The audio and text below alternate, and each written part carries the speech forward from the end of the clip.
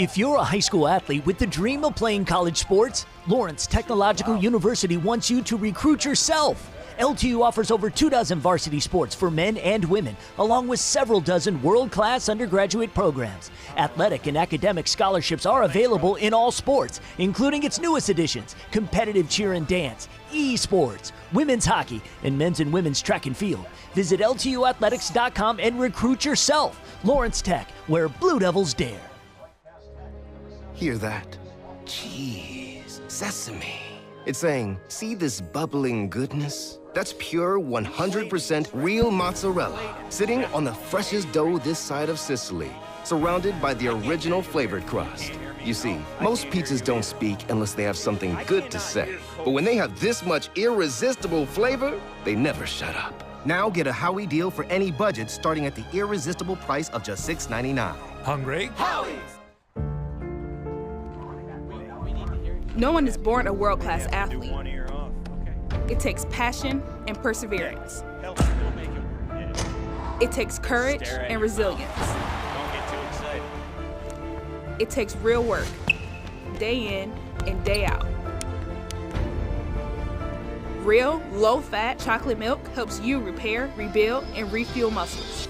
Chocolate milk, the unofficial sports drink of athletes everywhere. Why do you love Leo's? Is it the Leo's famous Greek dressing? I love that they support my team. My high school goes to Leo's every Friday night. Is it Detroit's best Coneys? Opa! I love the Saganaki. Take one look at our menu and you'll find hundreds of reasons to fall in love with Leo's. Breakfast, lunch, and dinner served all day, every day, and the home of Detroit's favorite Coneys. Leo's Coney Island Restaurants. Why do you love Leo's?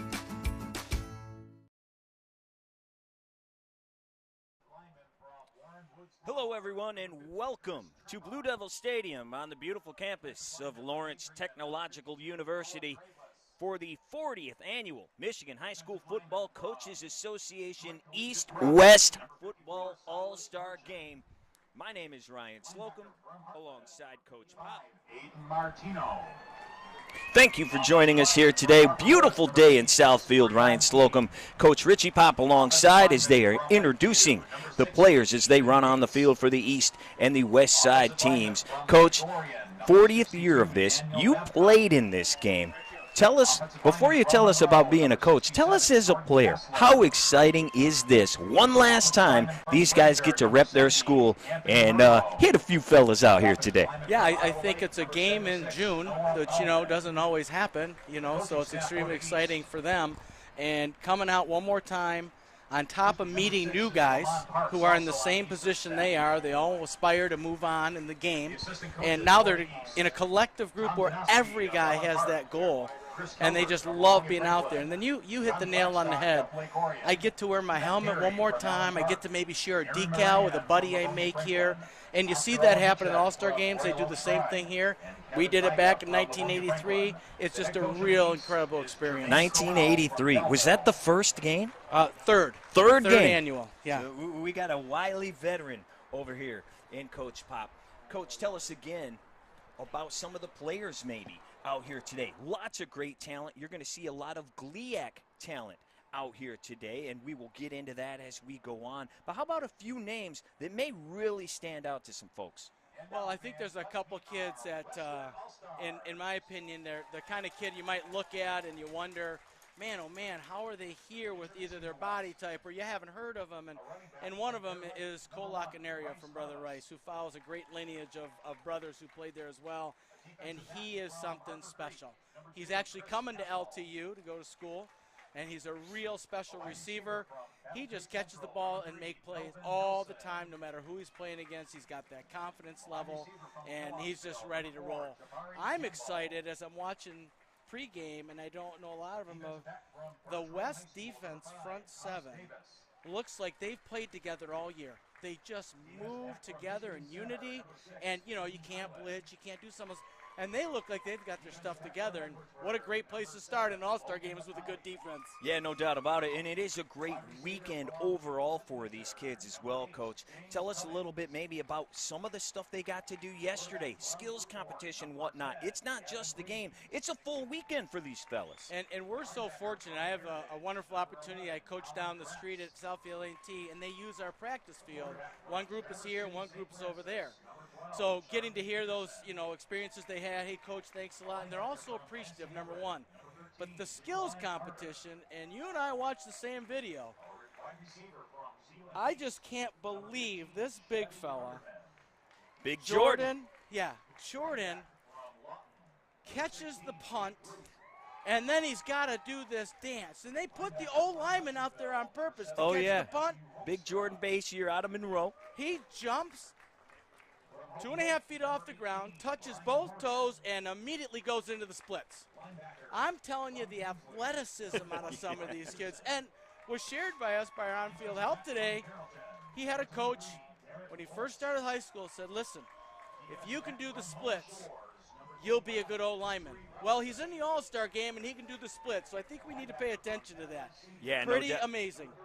And you mentioned we're going to hear the third and fourth members of our team, Sydney Cariel and Elizabeth Coon, going to be working the sidelines. They're going to talk to the coaches, talk to some players about maybe certain things going on in the game. Maybe after a big touchdown, they're going to get all the reaction from them down on the sideline. Coach, you mentioned you are the O coordinator down the road there at Southfield A&T. You work with quarterbacks all over Southeast Michigan and really the entire state. How about some of the dudes we're going to see throwing the ball? You mentioned Cole Lockenarea, who's going to be catching it. How about a couple of the guys going to be throwing it? Well, I don't get much experience on the west side of the state, so they're new to me. But in watching them warm up, they do the things right. They've got great mechanics. They're obviously wonderful leaders.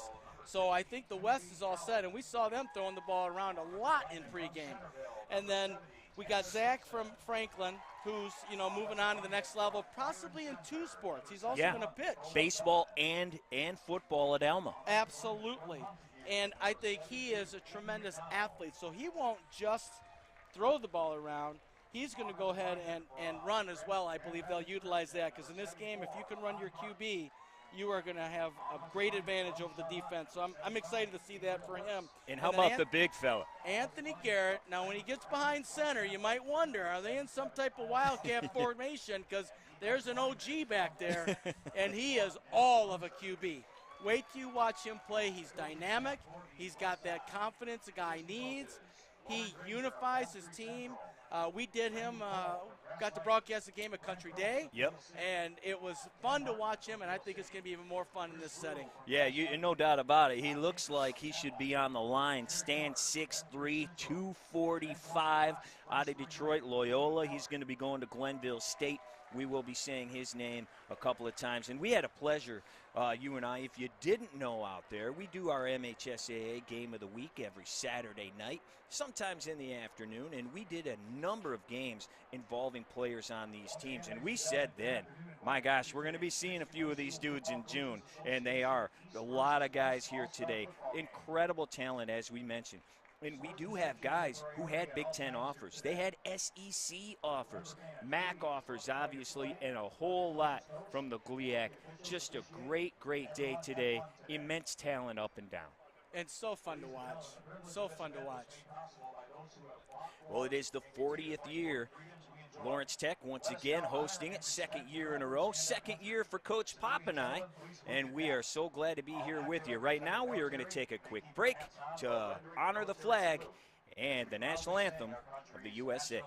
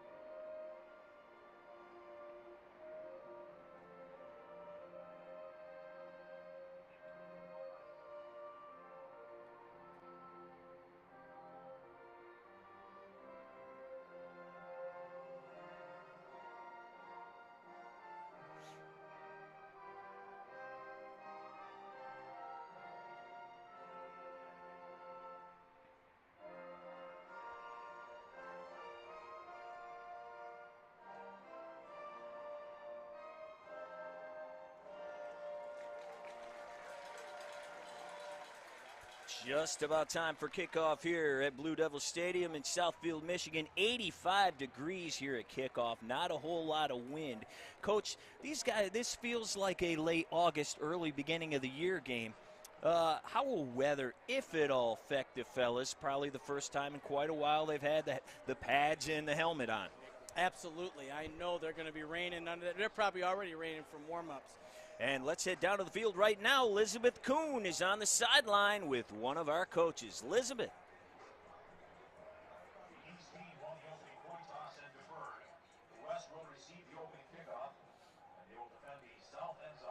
So East.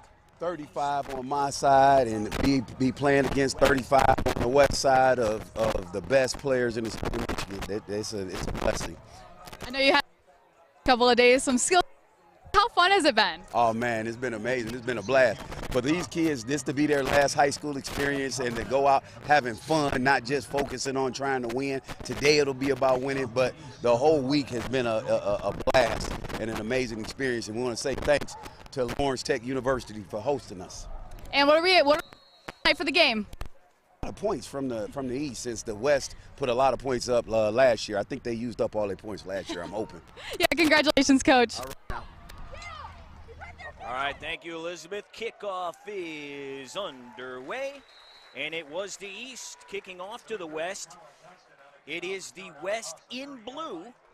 The East wearing the black with the red lettering. And they will begin their first drive of the day at the 32-yard line. Once again, it is the blue team. That's the West. East squad in the black. And here we go, Coach, first time. And it is the West in the shot. Gavin Remus behind center. And it is a handoff, and it is a fumble. Way to stay with it. Does take a lick out there. Joey Kostrubek from Romeo laying the lumber out there. So they ran a jet sweep going to the right, and he was going to read the end. And the end crashes or sits, he gives that ball. If he goes with the jet guy, then he keeps it up in there. Good read, but all-star game, only working a couple days together, a few practices. Little fumble right there, but great job, as you said, coming back up with the football. Once again, Chris Strubik with the tackle. Gavin from Fruitport getting the start. He's going to throw it. The lefty slings it out there, and it's going to be incomplete. Looking for Melvin Nelson from Battle Creek Central. Going for that little bubble screen. And again, one of the interesting things that each coach I spoke with talked about how quickly they gel together. They only have a few practices, but you can see that game, first game, boom, beginning, a little nervous, wants to make great plays. You know what? Watch them ease into it. It's actually one of the most fun parts to watch about this game. Brings up 3rd and 11 from the 31-yard line. Just under 11 minutes to play. We are just starting here on the first drive. Gavin Remus from Fruitport, once again, in the shot. The lefty, gonna throw it. Doesn't have anywhere to go. He does get hit, but he finds his man, and it is Nelson. The Battle Creek Central senior brings it in, and that's going to be a first down for the West squad. Well, Nelson, go ahead, Coach. He just stood in there knowing he was going to get whapped. Took the whap, makes the completion. Absolute phenomenal courage. Just love that out of a quarterback. Great job, young man. Yeah, he was an all-stater as a junior, going to go on and play at Hope College moving forward. A lot of experience there, as all these guys have. Nelson is an interesting case, though. This is his very last game. He will not play moving forward. You see him there in the slot. This is Remus keeping it himself once again, and he is going to be brought down with a loss of 1. Great job by the D-line right there. You saw big fella from Belleville get down that line and get in that play. Nice job. That was that jet, read the end kind of play, and he ended up keeping it for that Q power, and they just closed that quickly. Great job on the D-line there. Loss of 1 on that play. Reams keeping it himself that time. 2nd and 11. The West squad still on their own side of the field. The Fruitport grad going to Hope College. His coach, Nate Smith, We'll get to that in 1 second. He slings it out to the near side. That is Corey Davis from Mount Pleasant with a nice little pickup before getting out of bounds. Reams, his coach is Nate Smith. He coaches the West Michigan Ironmen indoor football team. And their QB is Alex Carter. May remember that name. Well, Reams has worked with him in the offseason about once a week, and he says that really helped him move forward as he takes the next step to move on to play D3 ball. And great adjustment there. The first bubble was way high out of there. That one was perfectly placed. They get a nice little gain, 3rd and long, but better than 3rd and 12, I'll tell you that right now. From the 46, looking to pick up a 3rd down conversion again. No, not this time. Reams brought down in the backfield.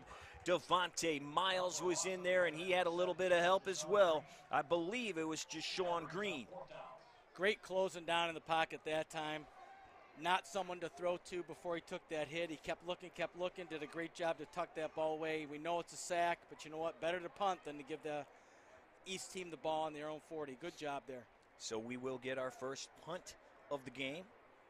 The East squad's got a pair of guys back to receive it. Colin Cartz going to boot this one away. Trey West is back there.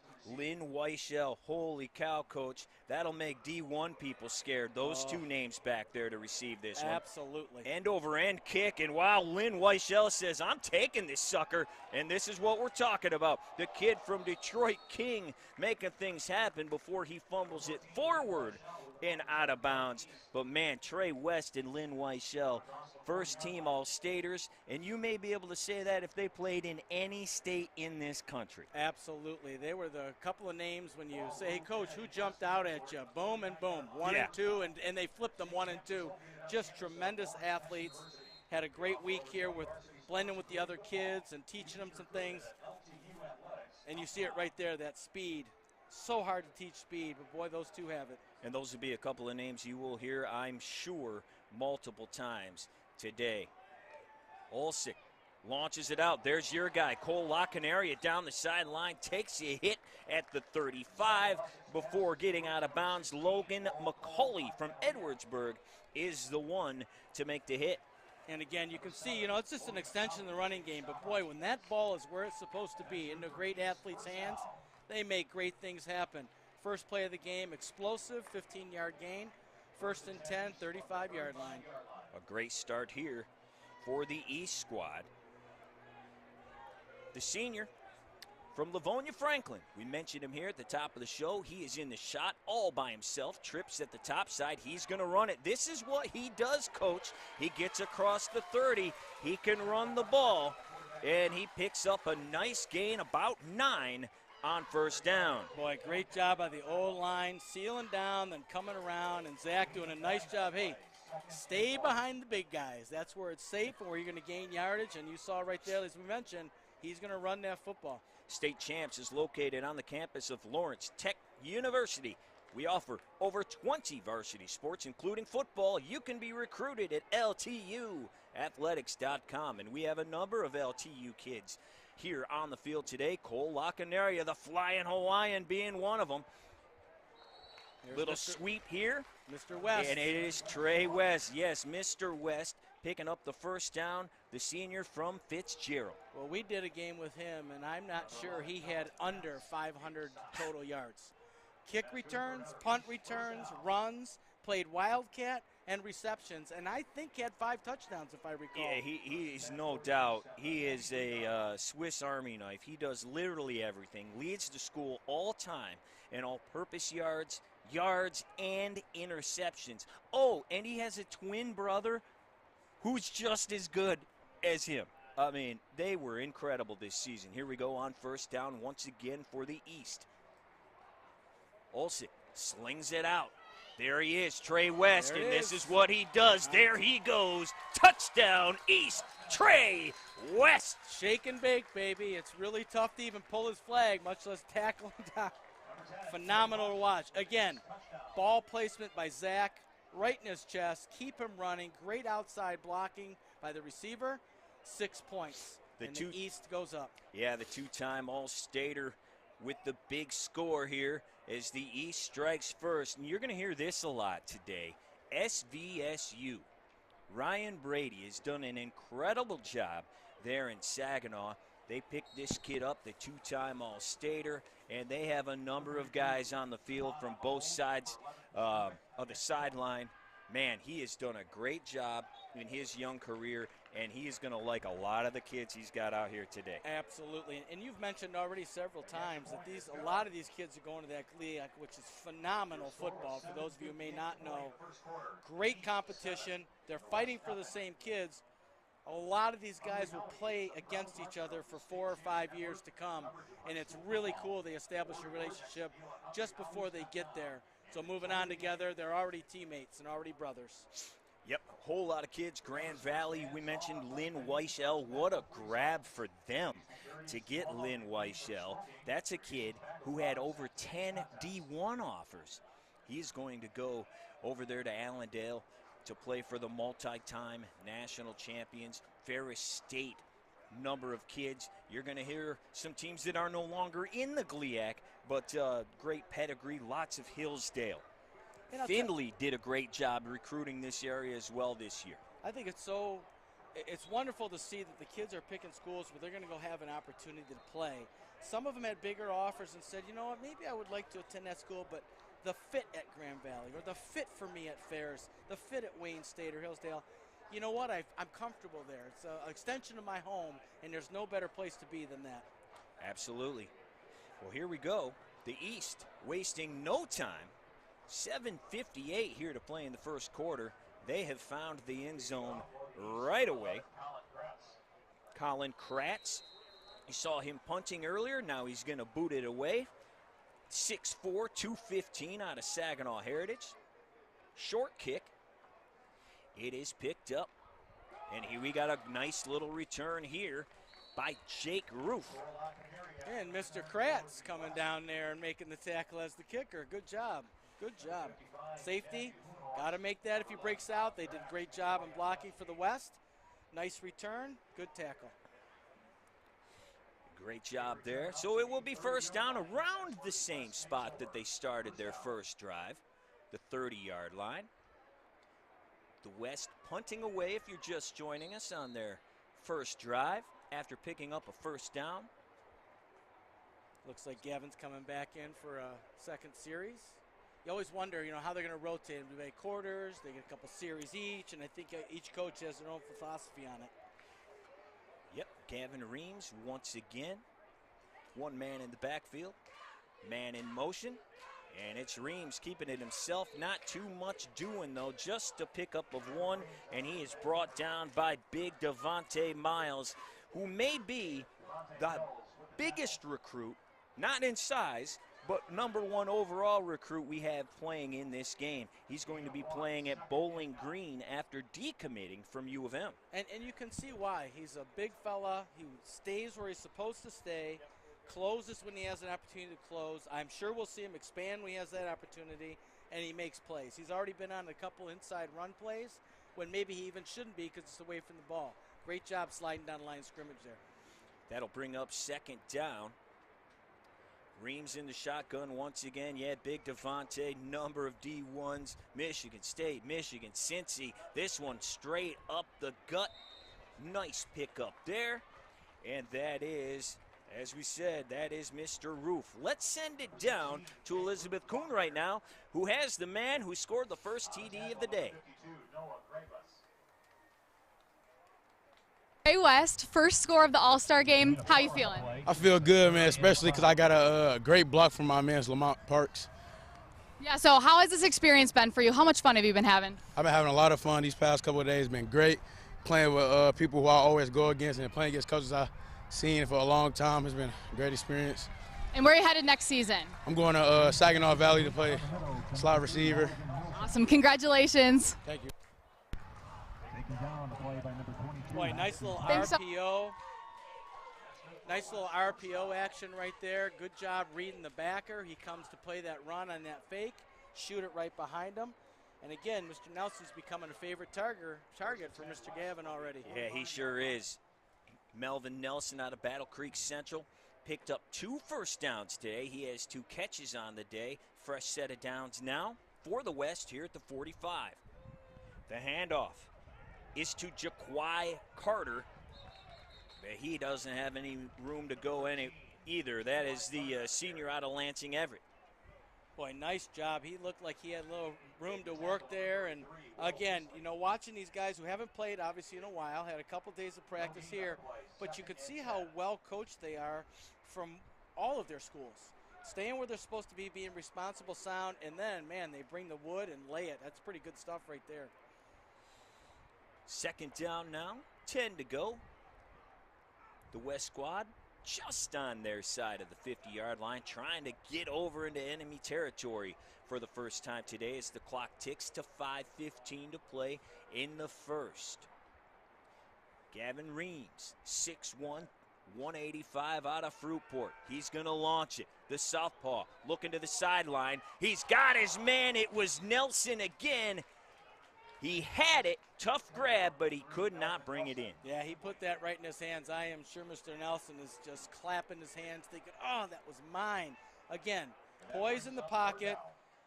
Well defended, by the way. Guy right in his hip, and he put the ball to the outside, give his guy a chance over another defender. Really nice shot right there. I wonder if Mr. Nelson is going to change his mind. Man, he's looking good out here. The senior out of Battle Creek Central, 3-year starter, had 800 yards through the air this season, is not going to play in college. I wonder if there's somebody in the stands that's going to say, hey, buddy, no, you're going to play. Absolutely. I played with a guy, Dan Glidden. We have a fumble on the play. Jaquai Carter took a big hit right at the line.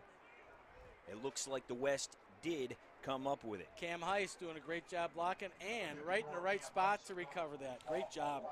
Hey, Hungry Howie's is a proud partner of the State Champs Network and coverage of high school football. You can order your next meal at hungryhowies.com.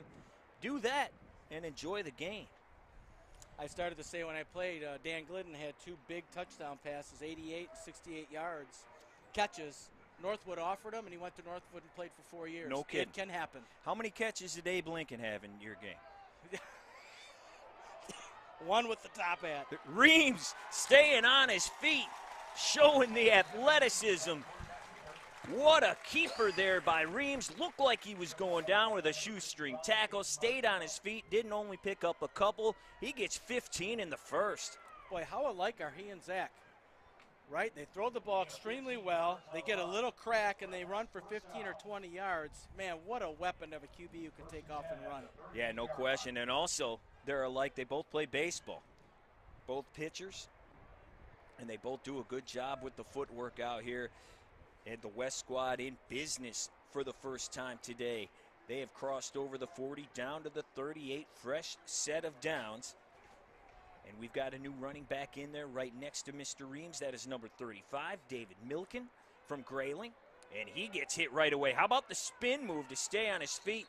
But they collapsed on him, nowhere to go. Man, oh man, Noah Gradeless and Silas Merchant were in there almost as if they were untouched. And he spun right out of that and made, you know, only a yard and a half, 2 yards loss when it should have been 5 or 6. That's a great effort by him. But great defensive penetration, and always disrupts when you got those defensive linemen penetrating. Muhammad Zubin putting on the finishing touches to knock him down at the 40-yard line. So here comes Mr. Reams, got his play. We take a look at our crowd. Great crowd here. Few umbrellas out here, Coach. It is not raining.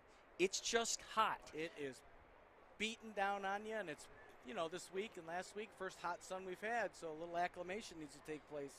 Yep, a little hot, but you couldn't ask for a better week this week and a great day today here in Southfield. Reams slinging it out. In and out of the hands of David Milliken, as we mentioned, 5'11", 205 out of Grayling. And that's one of those passes where I know he wanted to throw it a little bit earlier, but he's got to read downfield to see how the defensive backs are rotating and how they're dropping. And then just a little bit later than he wanted them, sure, and a little bit wider out. He's a good player on the defensive side of the ball and offensive. School record, 1,625 yards on the ground this year for Mr. Milliken. That's 22 touchdowns as well. So here we go, 3rd and 12. Reams looking long, got a man out there. It's Colin Kretz. He cannot bring it in. How about the defensive play out there by number 25, Josh Brown from Churchill. Great job with his left hand, staying with the taller receiver. And what you teach these kids now is you just kind of punch up through, because you're not going to out-jump all of them. These 4 or 5 inches difference. Great job by Josh breaking that up, and a great effort by the receiver to try and pull that down. Maybe they've got a lot of good recruits. Could be the crown jewel here for Saginaw Valley coming in. He had a lot of offers, D1 offers as well. Kent State, Pittsburgh was after him. He is going to play at SVSU to be a Cardinal. Says he wants to be like Jalen Ramsey. I could think of worse people to want to be like. I think that's a pretty doggone good goal. 4th down here. Slings it out to Ruff. Ruff trying to make a move. He cannot. And brought down by Carson Gray. And it's going to be a turnover on downs for the West. Hey, great job again, Gavin, finding an open guy to possibly make a play. It's 4th and long, but not you want to try and get that first down versus punting. Great job on the tackle. Wide open field, 2 guys. He's in control as an offensive guy where he wants to go. You have to react. Hold on to your buddies, get there, but he brought him down by himself. That was a great job by Carson. It's another guy, Saginaw Valley State, 4-year player, 3-year starter at Chelsea. He had 14 offers. Ryan Brady gets him as well. I wonder if Ryan's in the stands. I'll tell you what, Ryan's lucky he's my guy. You know, he's lucky he's my guy. You know, he's Grand Valley quarterback. Took him to the national championship as the 3rd-string Q out of Chesaning. And now he's the head man at SVSU. There's the big fella. Wide open man downfield was locking area. Couldn't bring it in. And as we mentioned, you see a big fella back in the backfield. That is the QB. That is Anthony Garrett. Yeah, nice job. Great read. Was very patient. He saw locking area get past the safety and just do it a little bit outside. He had to push in the pocket, and in mid-push, he had to get rid of it. He has 1 tick of a second. That's 6 points in a big play. Big fella, as we mentioned, 6'3", 245 out of Detroit Loyola. Bazooka of an arm is what our scout told us. And can run very well for a big fella. I'm sure we'll see a little Q power out of him as well. Yeah, he's a basketball player as well. Got good footwork. Here he goes, Lynn Weichel in motion. He takes the handoffs. Got a man, spins out of the tackle. Still on his feet. First down, whole lot more. Lynn Weichel going to Grand Valley State University. He won a state championship at Detroit King. All this dude does is win, Coach. I'm telling you, he is a winner himself. He plays with winners. And you can see how tough it is for, you know, if you don't play a King and a Cass and some of these teams, A&T, even those athletes, it's hard to acclimate immediately to them. And you can see right there, just a shake of the hips, a little spin, and bing, bang, boom, he's 20 yards down the field. As we mentioned, another kid with tons of high major offers, Kentucky, Washington, Syracuse. Going to go to Grand Valley. Here's Garrett throwing again. He's got time. Throwing off the wrong foot. Got a guy out there. How about the hands from Cole Lockenaria there on the sideline? Well, that's what he's known for. He makes catches that you just wonder sometimes how he is laying on his back, falling away, slipping, not on purpose, and just you didn't see the ball move one of his hands. And a great shot. Great shot by Anthony right there. Like, as you said, off the wrong foot, off balance, right on target. Hey, I'll play with 2nd and 4 all day long. Going to bring up 2nd and 3. They are just inside the 40-yard line at the 39. This is the East squad moving down the field once again as they did on their first possession. Trey West taking it to the house. This ball batted down right at the line. That's big Tim Allen from Coopersville. Big paw up in the air, knocked that down, was going for that quick pass, first down. Great job getting in that lane and then timing of putting that hand up. You see that taught more and more at all levels. It's amazing. committed to serving you the world's greatest hamburger in Southfield on Evergreen. You can dine in, now open, or you can order online for curbside pickup at fuddruckers.com/Southfield. They do have a good burger, man. Absolutely. And you can put all your stuff on there you like. It's awesome. You do whatever you want That's at right. Fuddy's, man. Head down there at Evergreen in Southfield after the game if you're here joining us today. After the bat down, 3rd down, 3 to go. Garrett in the backfield. He's going to hand it off. No, he isn't. It's a fake. He slings it out there for Lynn Weichel, a little too hot, and it brings up 4th. You know, and I know there's a lot of people say, why didn't you just give that ball? Why does, when you're doing an RPO, if the linebacker approaches the line of scrimmage, meaning he's playing the run, you pull it and throw it.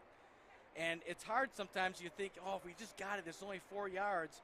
And you know what? Sometimes the coach says, okay, look, we're going to run all that stuff, give them the football.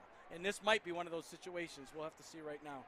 And for those who are novice out there, RPO, run, play, option. Run, pass, option. Excuse me. Yep. Yes, run, pass, option. Yep. Newer term here that we see all the time now, and we see it in the high school game. These coaches are allowing the quarterbacks to make decisions out there. Absolutely. Best way to teach them is to let them do it.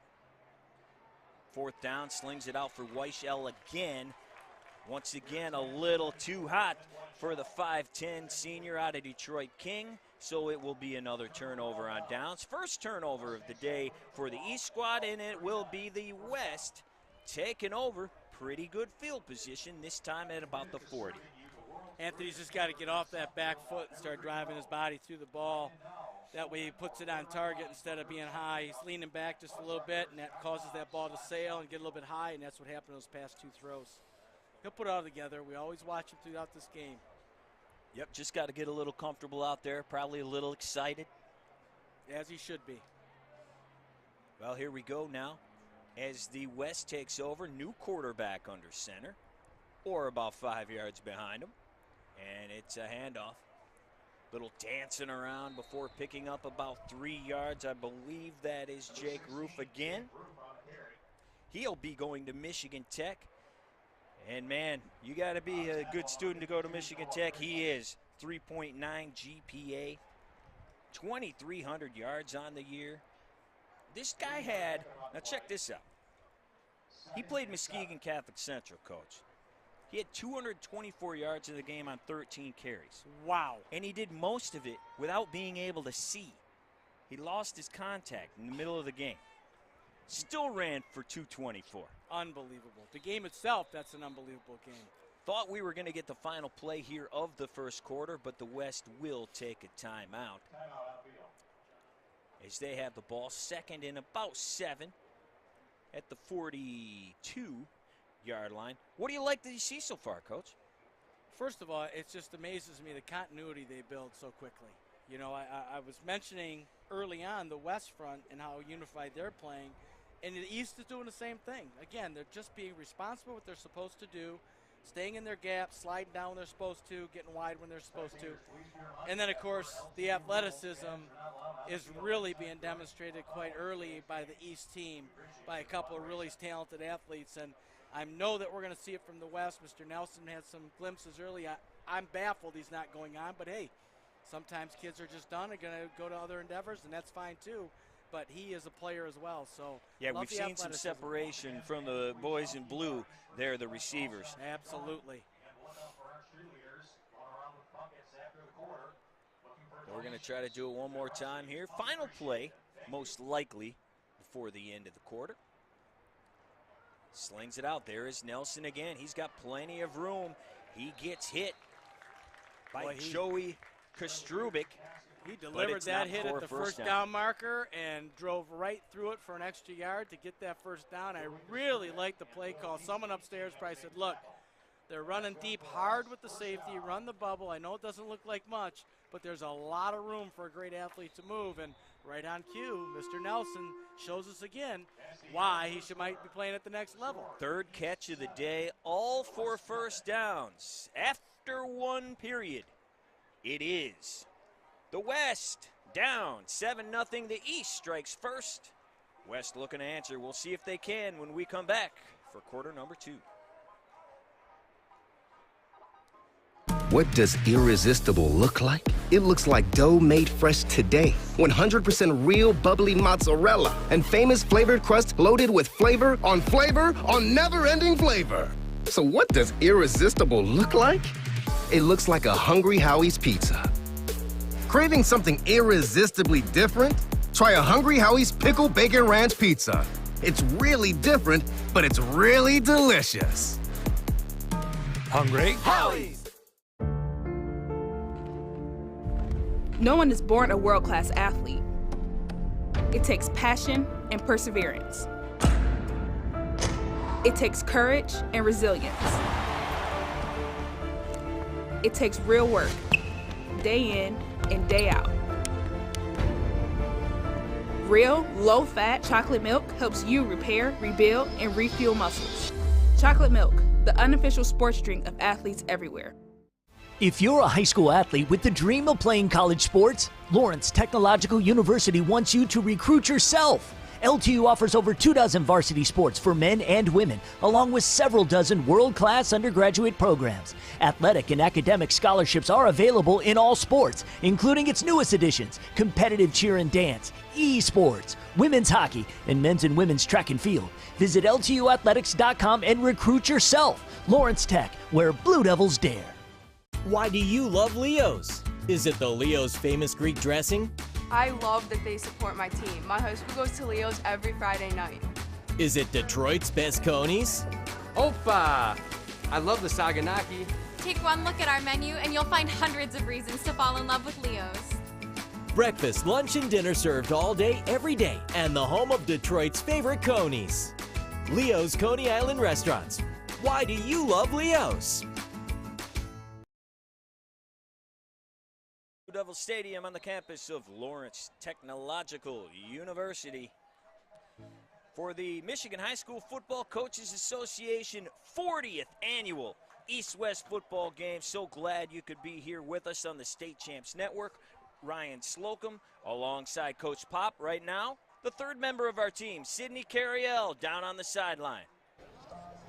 Thanks, guys. I'm here now with Chris Rule from Grass Lake. Coach, what has this experience been like for you? It's been an incredible week. Kids from the West have been just incredible people. I mean, I would take all of them home with me, but, you know, they're just good kids. But we've been treated first class, and, you know, Lawrence Tech has done a great job, you know, treating us and taking care of us, feeding us and everything else. And the skills competition last night was awesome, watching the kids have some fun. Yeah. A couple of surprises with the talent competition part when they did the dance moves and all that. Yes, yeah. Were you shocked with some of the things you saw? When the East Center could do the splits, that was pretty impressive. Yeah.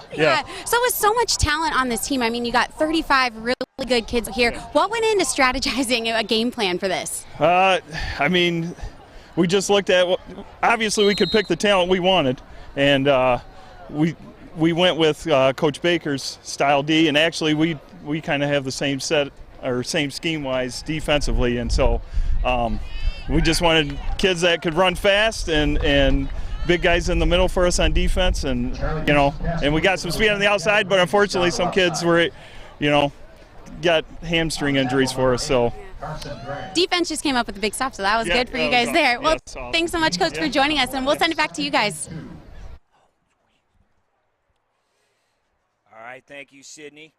Just missed Trey West making another big grab, that time a gain of 8, Coach. Absolutely, and that was a nice job over there, and that was a great little play again. Defense is falling off. Just throw it out there. Now you can see him coming up a little bit, pressing. And we're going to be near a first down on this one. That was Jake Roof.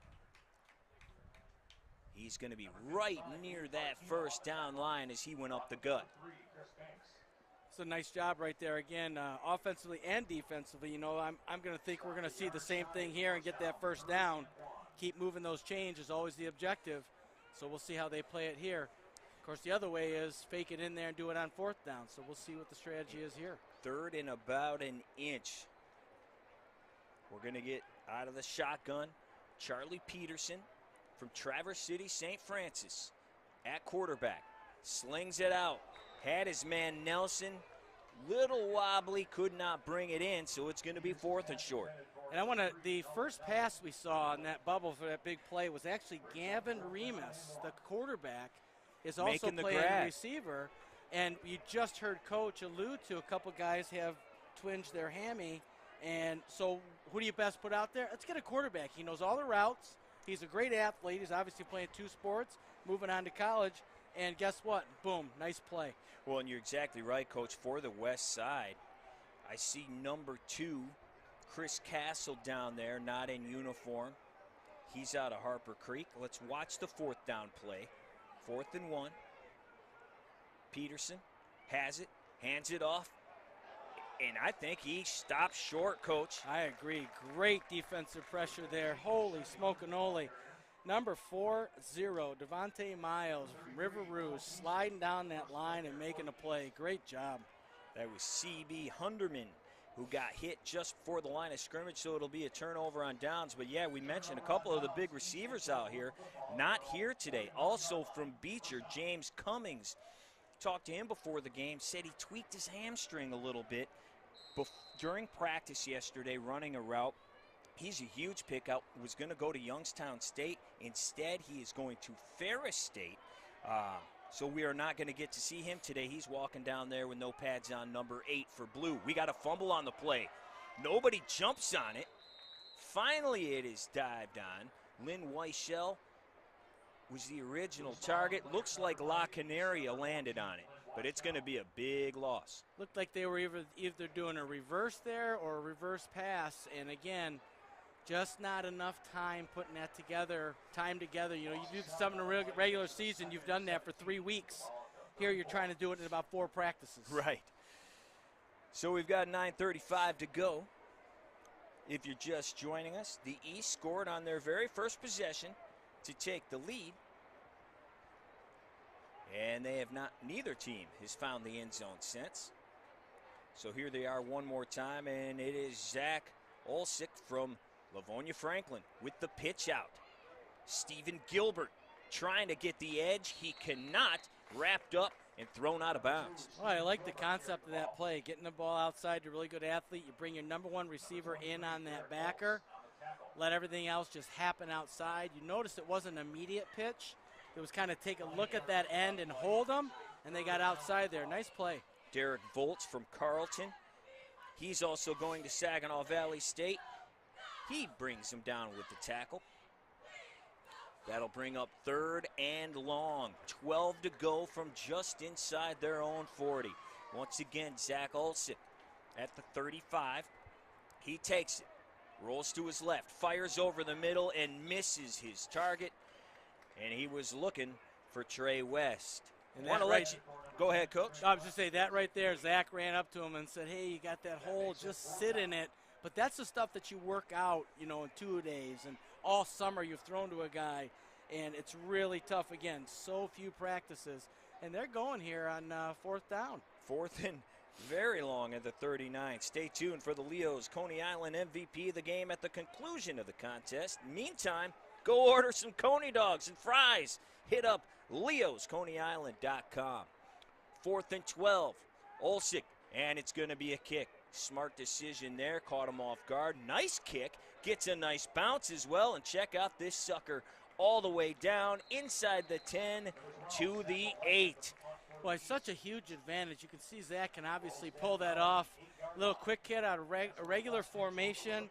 They don't get to put a guy back on defense because you think he's throwing the football for the 4th down. What a great play. And down to the 8-yard line. Are you kidding me now? It would have been a good kick anyway, yeah, and then he got about another 10 or 15 on the bounce. So a long road to hoe here for the West Side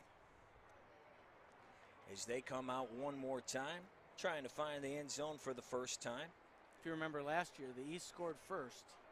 Then it was an onslaught by the West.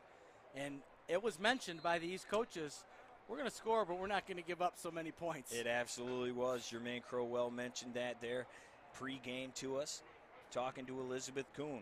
Here we go. Reams looking long. He's got a man. Great adjustment to the ball and brought in by Jabari Campbell, the senior out of Kellogg'sville. Boy, I'll tell you, right there is a one of the biggest changes in football. Throw it up for a 50-50 ball because you know your guy's going to do one of two things that are good. Catch it, great, or knock it down. You don't lose. Some get picked, but, man, what a nice play right there to get out of the hole. From the 8-35, boom, great transition. Yeah, absolutely. Excellent adjustment there. 6'2", 185, as we mentioned, from Kelloggsville. He's got Northwood, Wayne State, Western Michigan offers, so they know he can do some damage. He did right there from the 8 to the 35. The West making something happen on first down. They go back to the run game, trying to go up the gut, but nothing doing once again for Jake Roof. Once again, as a defense, you try to establish, I got a guy who's going to make a tackle on every play, but if you do what you're supposed to do, that's what happens. He begins to hole closes and runs into several defensive players for a little minimal game. Great job by the D-line. See, Corey Davis just came out onto the field. Charlie Peterson also out there, as is the quarterback, Gavin Reams. Who last series, by the way, was playing wide receiver. Absolutely, and then now they've just switched around. Peterson at the top side of your screen, gold helmet, number 12, starting there at the 35. Here comes Reams, fires over the middle, had his man, but it is dropped by Melvin Nelson out of Battle Creek. I'll tell you, he's got a couple drops today, but, man, he is getting open every single down. And they're finding him. That's a great, again, you know, the continuity that's developed so quickly. Yeah, ball's a little bit behind, all that stuff, but finding the guy to throw to, huge part of the equation. Just got to put that a little bit more in front, and that is a monster play because he had room to roam. Yeah, it would have been another first down. His fourth of the day. 3 catches for him so far, all going for first. So here we go. Another 3rd and long for the West side. Boy, how sought after are those guys who catch the ball, make plays, first downs, touchdowns, gains that they need to win games. It's just so great to have kids like that. Reams looking for a man in motion, finally gets it. It's number 15, C.B. Hunterman. The pass goes out to him, going to be a little long, and that is going to bring up 4th down. And we got a little action here. Got a helmet taken off and made a little substantial effort to say, let's not do that again. Big 7'4", Amon Parks losing his lid. Out of Grand Rapids Christian, he will be heading to Davenport to play. Big fella, 6'3", 315. And that will be 4th down. Let's see what they decide to do. Kick it away. I like the fact that just ended real quickly. Yeah. Refs ran in, kids one off the field, the other off the field. Let's go and play now. So it's Colin Kratz and once again the dangerous duo standing back at their own 35. It's going to be Trey West and Lynn Weichel. These two can make anything happen at any second. I'm telling my punter, don't punt it to him. And he kicks it right to the middle of the field. There. Nice high. And he gets a nice bounce. It's a great weapon. Great punt. It is down by Logan McCauley. And it'll be at the 18-yard line where East takes over. Looking to expand on their lead. 7-0. If you're just joining us, East will have the ball. They are in the black with the red lettering. The West side is in the blue with the white outlined letters. From here, 85 degrees at Blue Devil Stadium. For those of you who like a defensive battle, I think they're putting on a great show today. Again, it's just being responsible. We've had a couple of drops here and there, but offense has also made some plays, but the defenses look very stout today. Haven't talked a lot about the big guys up front, Coach. They never seem to get their due, but, man, we've got some good ones on both sides of the ball. Absolutely. A couple we actually played against, and I've watched them play in real games, and they are phenomenal football players. It's amazing. We talked about the big fella doing the splits, the athleticism out of the big kids, how light they are on their feet, and they're 280 pounds, 300 pounds, and they're light on their feet. It's just an amazing how that's kind of transforming who O-line and D-line look like now. Coach, we got a timeout here in the action. East takes time before they begin their next drive. You had a chance to talk to a lot of the people, coaches, players, parents. How excited are they and what you learned from them? Well, first and foremost, to a person, the parents talked about what a great time their kids have had. The coaches talked about what a great time the kids are having and that they're having. And the kids talked about what a great time they're having with the coaches and the kids. So it's just an amazing event that's being put on. And, again, to a person, how thankful they are to work with. We all look at the experience from the kids' point of view about playing with these great players and the best in the state. And I talked to Coach Cariel. He says, one of the greatest things for me is I'm coaching with the best guys in the state. Yeah. And it makes a lot of fun. And he coaches with great coaches. And this is a guy who's just won a state championship. Absolutely. And he said it's such a great feeling because you just let him coach. You don't have to worry about anything. They got it. And it was just fun to say, ask those questions. Coach Mallory also having a blast. Kids are phenomenal. Just a great experience for all. The big fella, Anthony Garrett, once again. At QB, he's got a man in motion. That's West. Garrett going to be brought down, though. How about that? Great closing time. It's the tool man, Tim Allen, getting in there and bringing him down. No comedy there, though, I'll tell you that, for the big fella Anthony Garrett. That was not funny at all. That's a great play. First of all, he got outside, pushed him up in the pocket, then he slides off his block. 2-yard loss for a sack. Great job by the big fella. The big fella. You want to talk about athletes. This dude runs track. Little hurdles, how about that? 2 times All-Stater. He, too, Tim Allen from Coopersville, going to Ferris State. Man, it's great to hear these kids are going to these local places. And, again, they'll see each other down the road, and they'll talk about this game, I promise you. You know it. So that brings up 2nd and long, 12 from the 15. Garrett all by himself in the backfield. And it looks like we're going to get another timeout. I think they needed a formation change there, and they weren't able to get it off the sideline. So second timeout of the drive. Coach Crowell didn't like what he saw. In the meantime, hey, let's talk about some milk. Low-fat chocolate milk is nature's sports drink. It gives you your team high-quality protein, carbs, electrolytes, all that stuff you need to refuel tired muscles after a tough training session. Learn why you should be powering up with dairy at milkmeansmore.org/athletes. Feels like a milk day out here, doesn't it? I tell you what. You know what? You can't go into a big-time college locker room without milk being around. Oh, no. I don't think people realize it. It is the truth. That's it's what they all tell over. Their kids to get. Especially that one in Ann Arbor. Yes. We know that fella loves him some milk. Absolutely. 5:36 to go. Here comes the East. Crowell and his squad. Garrett under center. There's that bazooka of an arm. He fires it out there. Great catch, but how about the nice form tackle by Logan McCauley as he brings down Lynn Weichel. Little shake and bake, and then I believe it was Mr. West got the face mask up in the chest and said, you know what?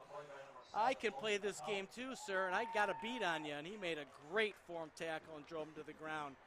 Love how it's clean, body's in a good spot, no one's hitting helmet to helmet. Great job. Great demonstration of how it's done right there. 3rd and 3 it will be from the 25, but how about that throw? A little zip on that sucker, Coach? Absolutely, and that quick release for the big man. His quick twitch is amazing.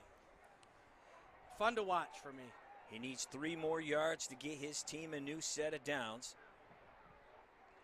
Garrett hands it off. D'Angelo Harris trying to get it, but he is brought down by a host of blue shirts. Once again, doing what they're supposed to do. Don't let them get outside. Turn them back into your big fellas who are sliding down the line instead of trying to do their own thing. Great example to build that wall against great running backs. That brings up 4th down. First time we've called D'Angelo's name today. He's out of Avondale. First player in this game from Avondale in about 5 years, so congratulations to him. He's going to get to know this field a little bit, going to Madonna. Absolutely. The old arch rival. He will see this field a few times. Now we'll see if they fake it because they have a safety down deep. There and it is. It looks like they are. They there brought in Zach. Oh. He fires over the middle, but way too high on the throw. And you see this kind of stuff in all-star games, Coach. The turnover on downs at your own 25. This is some Bill Belichick playoff football over here, going for it on fourth that deep. But I'll tell you what, it's the rule. This is what they learn when they come in. If they put a guy back, we outman them on receivers. If he throws that ball where he's supposed to, it's 1st and 10. So I love that they let him, again, you mentioned earlier, make the decisions we teach you to make and make them while you're in game. Last time we saw a great punt out of him. Oh, we have an extra guy. Let's try and take advantage of it. Didn't work out this time, but I love the philosophy. So yet another turnover on downs. So here comes the blue shirts. Once again, it'll be Gavin, the senior out of Fruitport, at QB. He's going to throw. The lefty fires over the middle, had a man just out of his hands. That is Colin Cartz from Heritage. Big fella, 6'4", trying to bring it in just out of his reach. Joey out of Romeo coming downhill on that like a safety. He can hit, can he? He just racked him. Yeah, he'll be going to Finley, 2-year starter. 105 tackles for him. How about this? 24 pass breakups in his career, 8 picks. They're going to love him down in Ohio, in the home of Ben Roethlisberger. Absolutely. Finley, Ohio. Second down. Here is Roof. Probably the best gain he's had today, about 3 yards. Getting a lot of work out of the backfield. The big fella from Lawton going to Michigan Tech. First team All-Stater. Good job there getting some positive yards. Now it's 3rd down, manageable. You're already making your decision now as a head coach. Hey, listen, we're going to go 2 plays here. We're going to go 1 play and try and have a field goal because both teams have outstanding kickers as well. Making a little personnel changes. David Milliken trotting on the field. Sebi Hunderman going to be in the slot, number 15 with that yellow dome standing next to him, another yellow domer. And speaking of yellow, we got a penalty flag. First one of the day. I think they got the timeout before, it looks like. And yes, they did. Second timeout of the day for the West. Good job to gather the troops. And again, in speaking with the coaches early, you know, you get the sense that, and you know as a coach or people have been around any type of team atmosphere, when you're with your guys all the time, right now you're already knowing, oh, this is 2-down territory, or this is I got a great kicker. But when you have a new group of kids, as great as they are, you don't know them all really, really well, so it's really hard to evaluate. Again, 1 walkthrough practice for all intents and purposes in the beginning, 1 at the end, and kind of like 3 hardy practices. Right. So it's tough. So it's always interesting to me to see how they play this. You know, does he run to get 4 or 5 and make a short passing? Does he look to pass it, use his kicker? We're going into the wind. All the factors. It's always fun for me to watch how coaches make decisions. Absolutely, and we get a great look at our crowd one more time here today. Stands filled up with proud parents, brothers, sisters, grandpas, and just people that like some football. Probably a few coaches out here. Absolutely. 3rd and long now for the West. Trying to get on the board for the first time. Gavin fires it out there. He's got Jabari Campbell. He picks up the first down to the 7-yard line. Man, they are now on the doorstep in striking distance for the first time for the West. And all questions answered. Let's just go get the first down and call it 1st and 10 again. Great job. And boy, is Gavin really throwing the ball well. You can see when he sets himself and gets that balance, ball right on target, and great hands on that catch. Love to see receivers use hands. Yep, Jabari, we mentioned numerous offers for him. He's out there one more time. Bottom of your screen coming up, number 4. This handoff is going to go to the big fella from Mount Pleasant, Corey Davis. Going to play his football at Northwood. But he is brought down in the backfield. Loss of almost 3 yards. And watching that defense, they were very, very much staunch against the run. They brought a safety down and just had 1 safety high.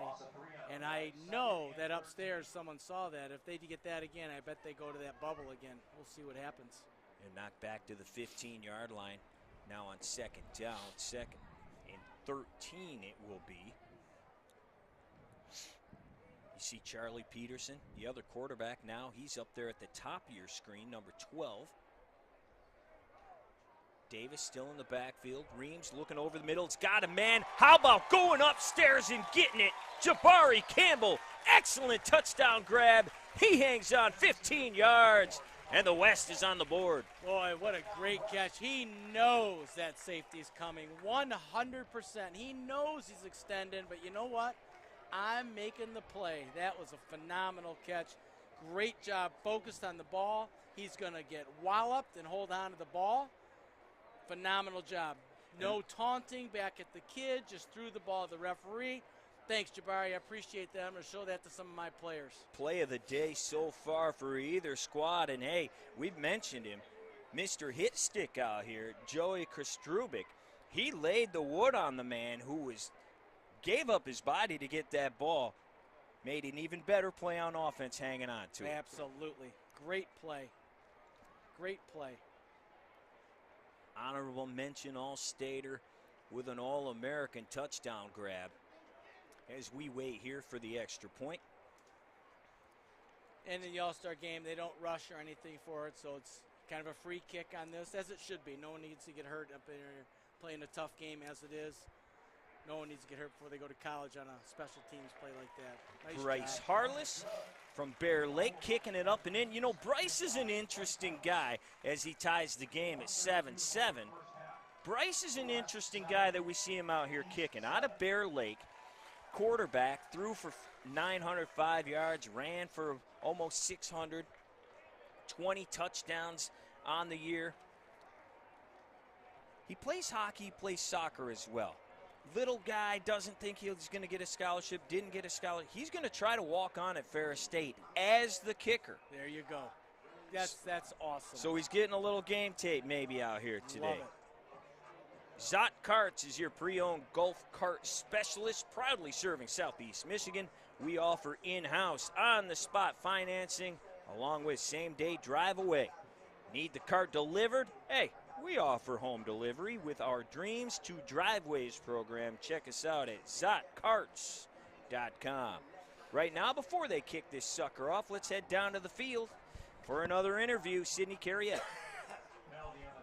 We're here with Jabari Campbell. I mean, wow. Are we serious? That was a top 10 catch right there. It should be on Sports Center. Yes. How did it feel for you? Hey, it felt humbling, man. I worked hard for this. Hey, we going, man. I'm grinding. It felt good. It felt really good. I'm really blessed and humbled. But I'm ready for going for three. I'm going for three.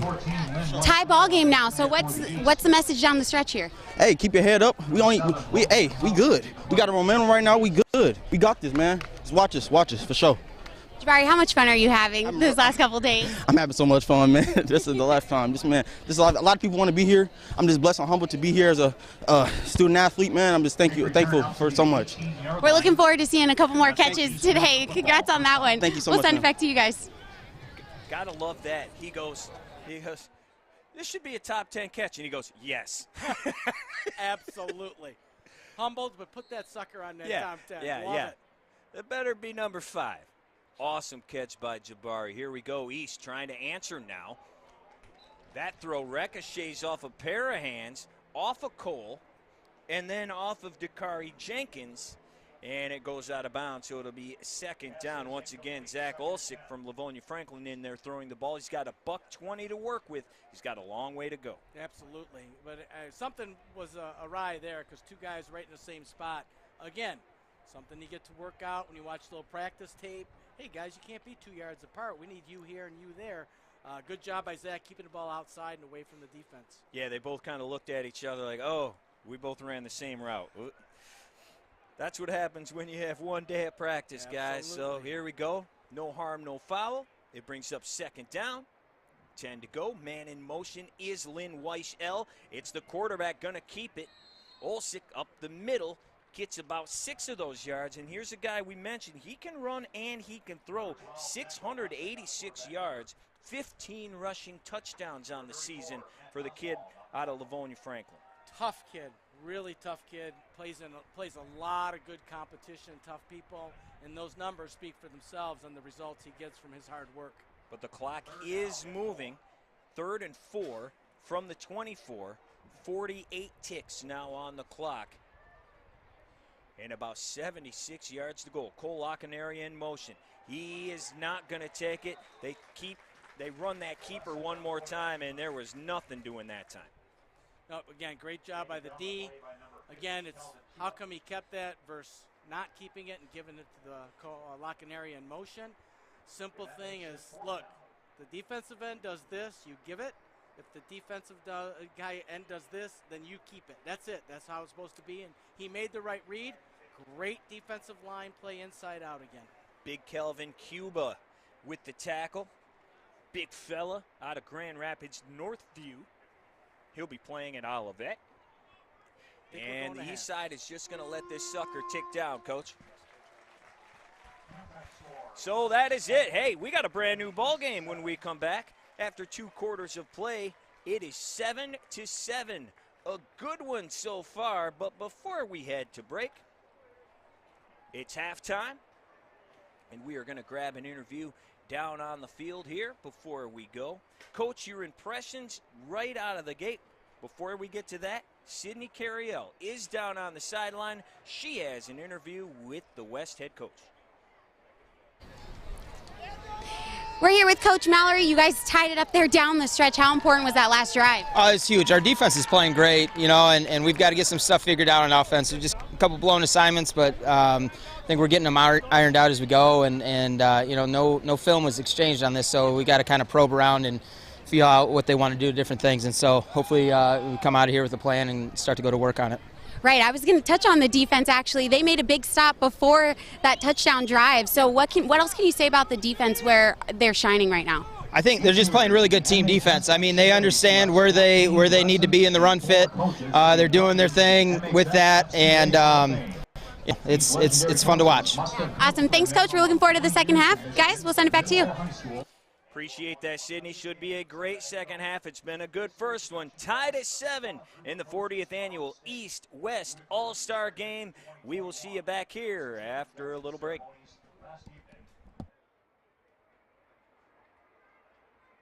First of all, let's meet our Hall of Fame inductees from 2021. Rick Applin from Point City. Jeff Beazle from Bay City, All Saints Central. Tony Blankenship from Detroit, Murray Wright. George W. Gardy from Elkton, Pigeon Bayport. Andre Harlan from Detroit, Murray Wright. Deacon Dave Lawrence from Ann Arbor, Gabriel Richard. David Marsh from Brighton. Bob Androvic from Tecumseh. Daniel Risto from Geisler. Bill Santilli from Crystal Falls, Forest Park. Chris Straubin from Portland, St. Patrick. Dave Schwartz from Essexville, Garber. Robert E. Snell Jr. from Lee M. Thursday. And Tom Walentowski from Ida.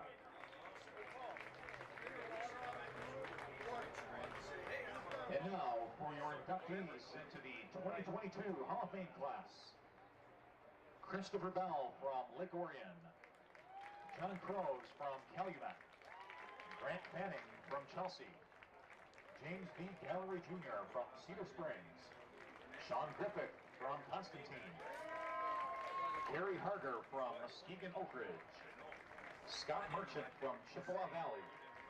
Earl A. Moore from Detroit Murray Wright. Jerry Rabideau from Spring Lake. Bud Rowley from Oxford. Brad Showers from Ithaca. Matt Stapleton from Frankfurt. Tim Welben from East Kentwood. And Tim Wower from Kingsley. Fans, let's hear it for your 2021 and 2022 Hall of Fame class inductees.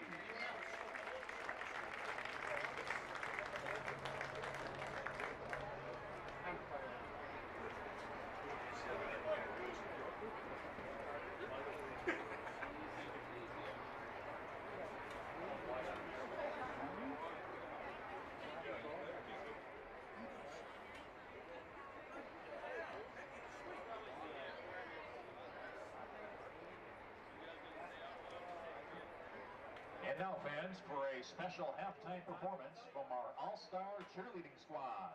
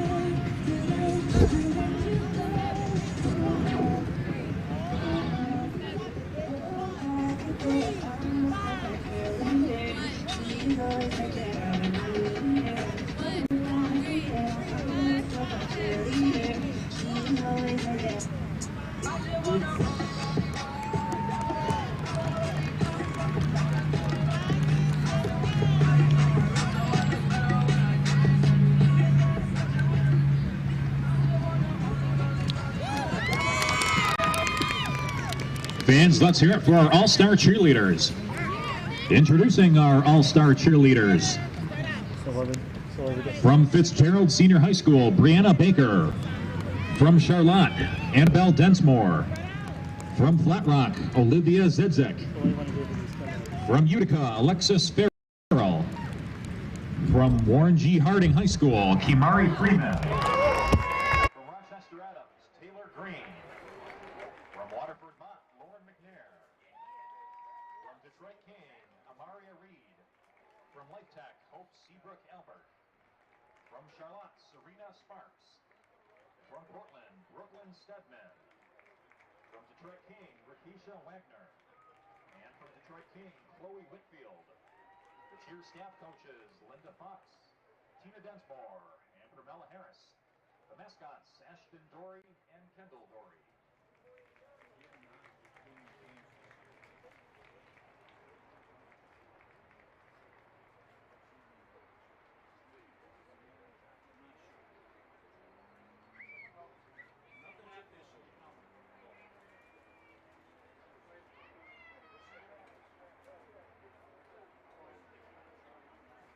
Ladies and gentlemen, at this time, please focus your attention down onto the field, where members of the MHSFCA Leadership Development Alliance Class of 2022 are lining up.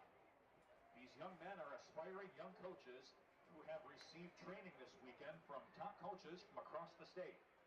This year's LDA class includes Zach Zimmerman from Sterling Heights Stevenson, Kyle Duncan from Howell, Juan Boone from Detroit Catholic Central, Jeff Glynn from U of D Jesuit, Justin Filippelli from Howell, Deshaun Davis from Novi, Joe Johnson from Ellen Park, Derek Schell from Napoleon, Jared Rupp from Forest Hill Central, Andrew Clate from Hunstead, Stafford Newsome from Jackson Northwest, Antoine Martin from Brighton, Bob Chise from Waterford Kettering, Cody Bentley from Parma Western, Antonio Parker from Jackson, and Jeff Bukowski from Almont. Fans, how about a great big round of applause for MHSFCA Leadership Development Alliance, Class of 2022. Wow. Great to see you, man. I went on Ticketmaster last night. He's up, baby. That's the best. It's one of the Monday for I'm doing it. Yeah, well, yeah. Ticketmaster is the same. Yeah, like instant, and then other ones, like, we buy it, and then sell it.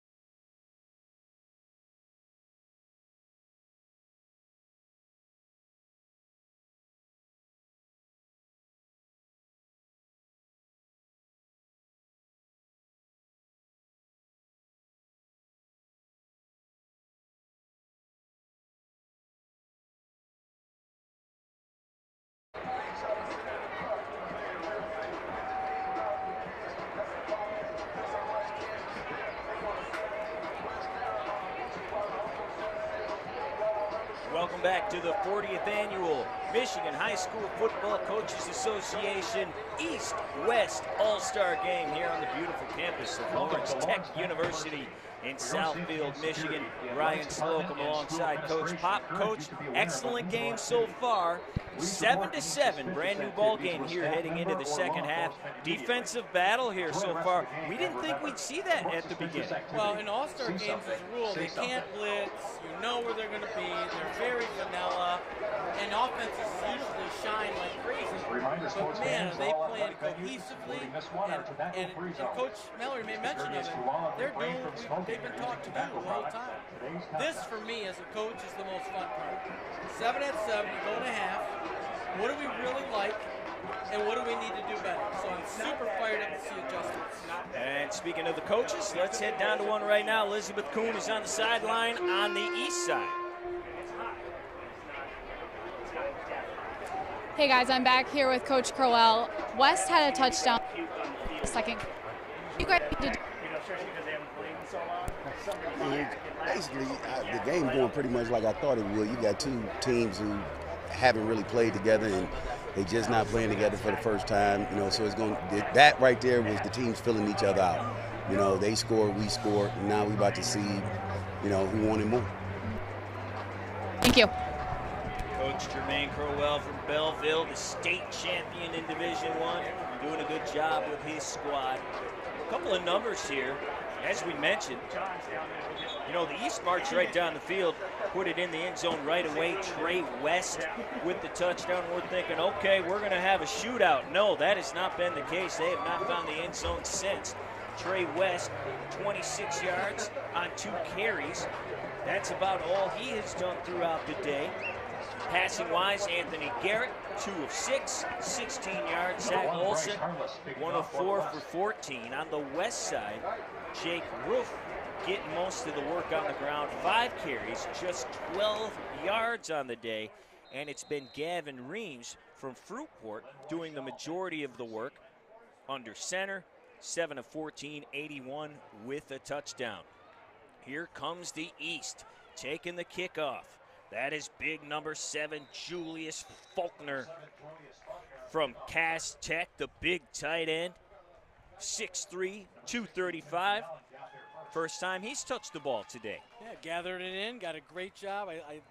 You just love to see a kid who catches the ball, does not go side to side, gets north and south. They're on the 40-yard line. Great place to start.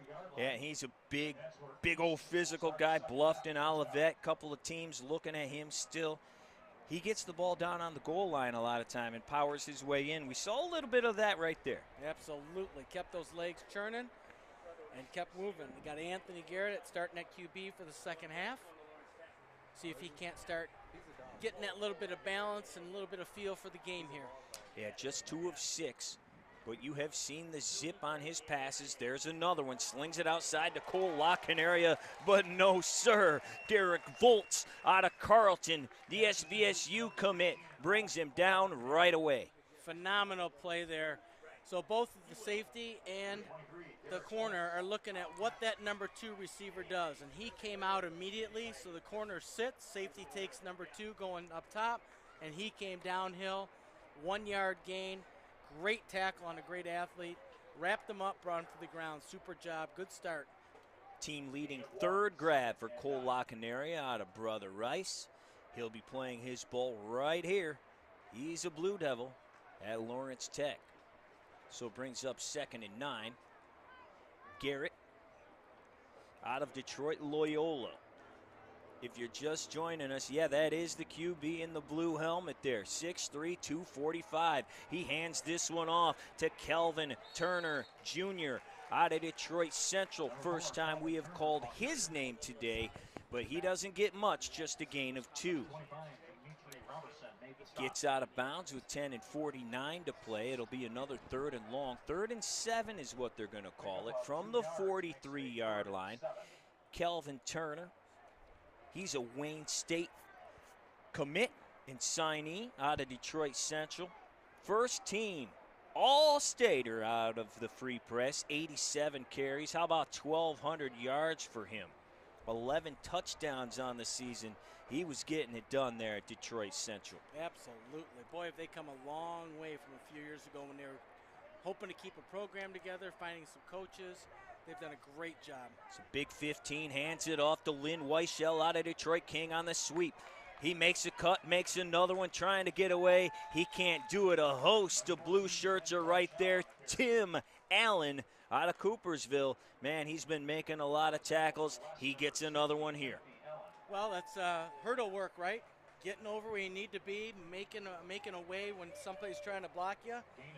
Obviously, just the motor to continue going and make a big play for your team on a great athlete. Big 60 out of Coopersville. Two-time All-Stater. Ferris State heading up 131. That's where he'll be playing his college ball here in a couple of months. New quarterback in now. It is Zach Olsick. Looks like he's going to punt this one. And he is. He's done this once before. This kick not as good as the last one. End over end. Goes straight up in the air, but gets a nice bounce on the second hop.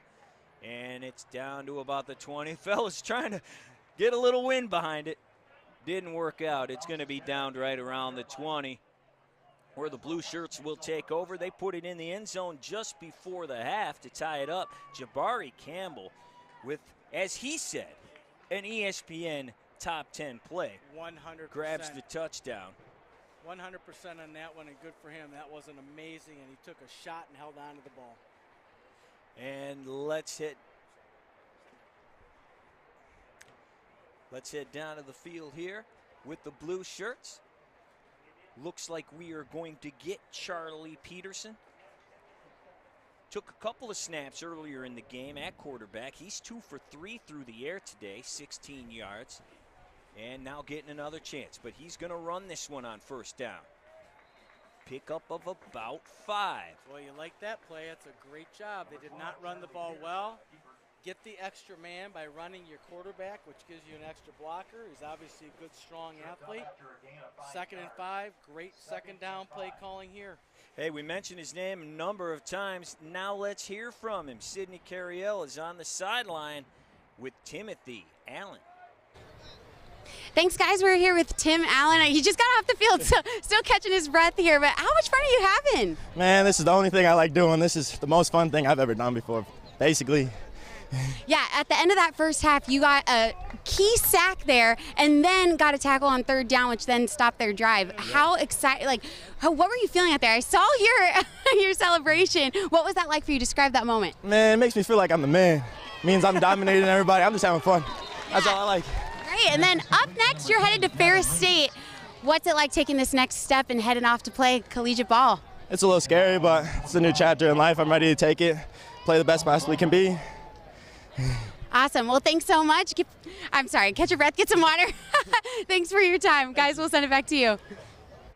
Makes me feel like I'm the man. I'll tell you what. That's pretty good. Then you get the candor of, it's a little scary, but you know what? I'm ready to roll and be the best I can be. Well, he has been the man out there today. Tim Allen doing a great job, and he is going to be a great addition for Tony Anise up there at Ferris State. We had a flag on the play. First flag that has actually gone through. We had one earlier, but a timeout was called, which would have been a delay of game. This one going to move the West pretty nice distance. I think it was a face mask call. That'll do it. 15 yards to the 46-yard line. Hey, Hungry Howie's is a great partner of State Champ Networks, Mr. Football, and the Anvil Awards. Be sure you check out statechampsnetwork.com this fall for the top players, linemen, and the linebackers. And while you're surfing the web, how about you order some of the best flavored crust pizza at hungryhowies.com. Little trouble with the exchange there. Peterson ends up hanging on to it himself. He is going to be brought down by Chris Banks, and I also believe Aiden Martino in there. Great job on the D-surge there. He looked like he wanted to pull that ball and then to give that ball, but you teach your running back, you're getting the football. It's up to the quarterback to make that decision. If you're going to pull it, you better be strong and pull it. If you're going to give it, let him take it. And he kind of was caught in between there because the defense provided a great wall in front of him. not an easy read to make. Yeah, it didn't help that there were black shirts all over him right away, led by Chris Banks out of Woodhaven. He's going to be playing at Wayne State coming up here in August. All region, 3.7 on the GPA. Brings up second and long. Peterson slings it out there, real quick hitter to CB Hunderman. CB couldn't bring it in, and it's now going to be third down. I like to see you look for things like, you know, what do kids know? What's their prior knowledge? Every bubble that's been dropped, the defense is hustling to the ball because they don't know if it's a lateral or not.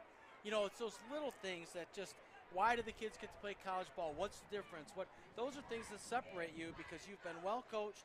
You know what's going on about the game of football itself, and you can play that way. It's fun to watch that. 3rd and 13 with 7:47 here to play in the third quarter.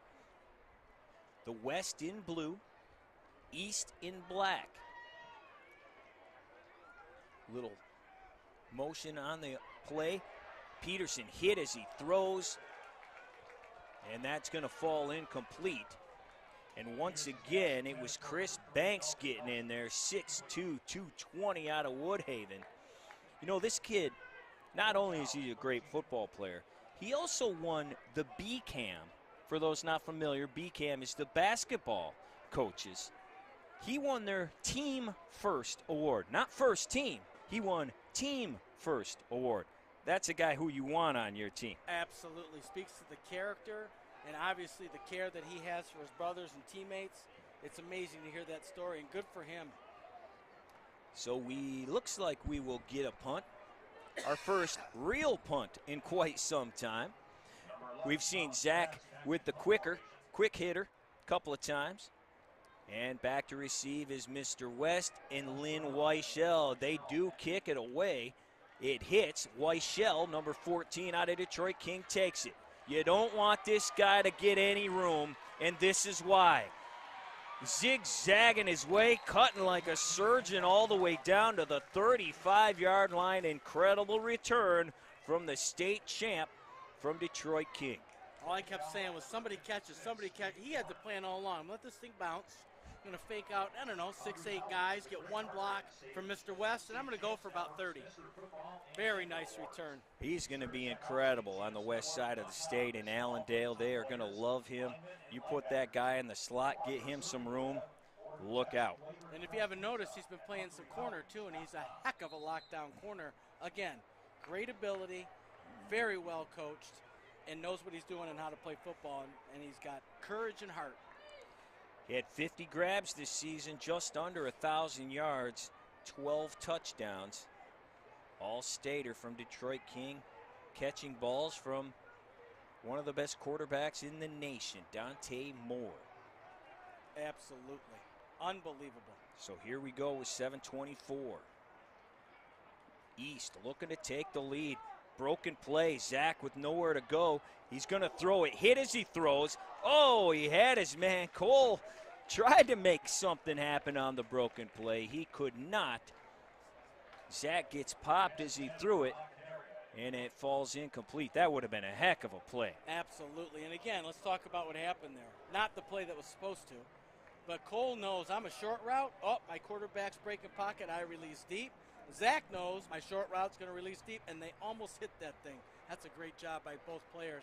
Some snafu on the running play to begin with there. Zach, a 0 gain versus a -7. That's a win for the offense. You know, we've mentioned Saginaw Valley State numerous times today and mentioning La Canaria. How about Shane now coaching at SVSU? Absolutely, and what a great move for them because he is a phenomenal person to have on staff and a great coach. This pass knocked down right at the line of scrimmage.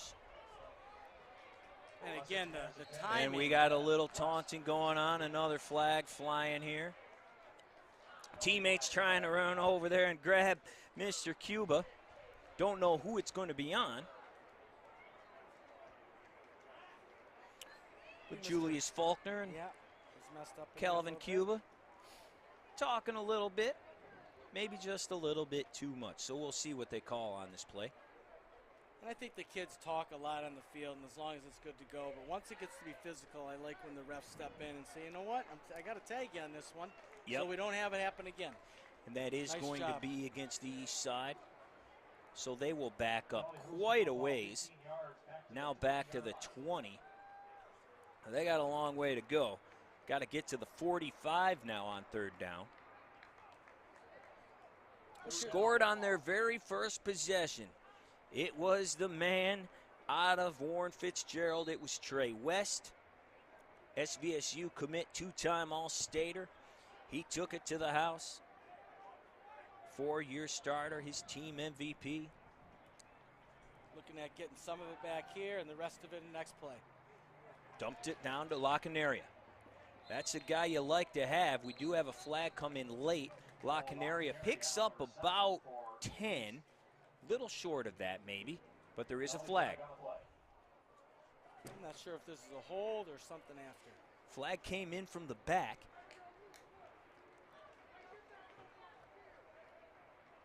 See some blue shirts clapping, and it is a hold.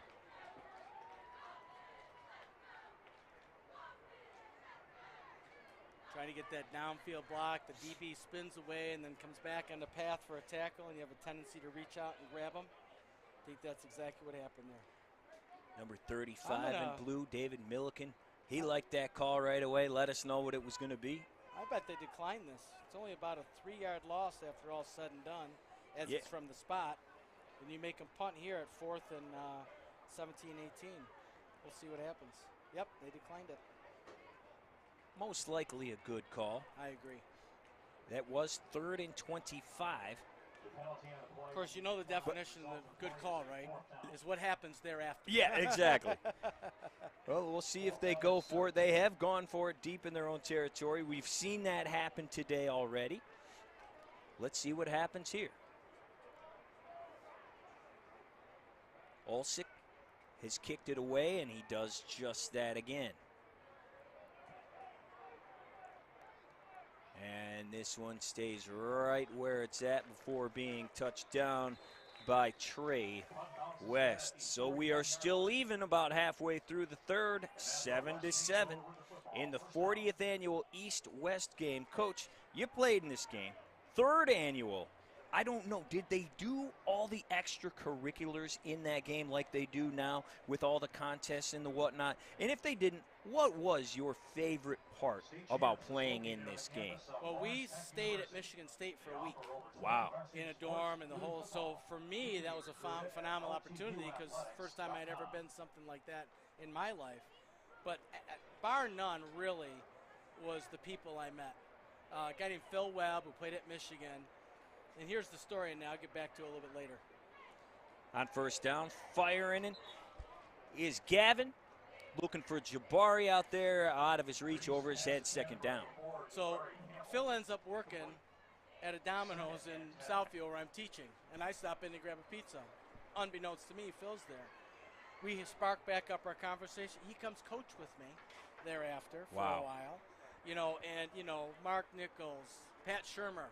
Got to play with Pat Shermer. He did okay. He's not doing too bad for him. His son did pretty well at Q. He's not doing too bad for himself. But those are really the things that I remember. We didn't have like the skills things. So I bet that would have been amazing. But playing with great athletes was so fun. 2nd down now. The Fruitport QB looking long, looking to the sideline, and we have another flag. After a clean first half, Coach, we got a bunch of hankies out there so far in this one. But yeah, and being there for an entire week, that had to be awesome. Yeah, it was phenomenal. I'll tell you. I mean, you really got to know people. Yeah. And then also some of the things you learn when you play against that level player, and everybody on that team is like the best guy you played against all year. Well, Carlitos Bostic told me that running quarterbacks sometimes shouldn't run at a linebacker and take him on. Do you learn that the hard way? Oh, he pounded me. What dive are we running? What? Yeah. What's my name? Exactly. Who were your coaches? Anybody would know? Well, my coach, Armin Vigno, coached forever at Franklin. Rick Bai was another one of my coaches. He was from Stevenson, who was a great coach and a long-time coach there. So those were guys that I remember. My staff was also there, Mr. Krug and Mr. Cullen, and so probably not a lot of people know. You're talking about they were getting close to the end of their career 37 years ago. Yikes. So, you know. The call was pass interference. And in high school, it's just a 15-yard penalty. 15 yards, so the West moves across the 50. Handoff goes to Roof. He gets hit, was slipping as he got hit, but still a nice one out there. Number 55, Aiden Martino out of Heartland. He brings him down. Here's a guy who's going to be playing on this field. Lawrence Tech commit. 97 tackles on the year for Heartland. 6 tackles for loss. Had a couple of picks as well. And this fella, you want to talk about a linebacker hitting you. This fella, how about a 455 squat, 545 deadlift? That's bringing it. He's bringing it. That's bringing it. And we Lower saw him body up, baby. We saw him do it out there, the middle linebacker there with that Wolverine winged helmet on, number 55, Aiden Martino. Handoff goes to Melvin Nelson. First time we've seen him on the ground. They've targeted him 6 times today. This time he gets the run on second down, and they have a 3rd and short now.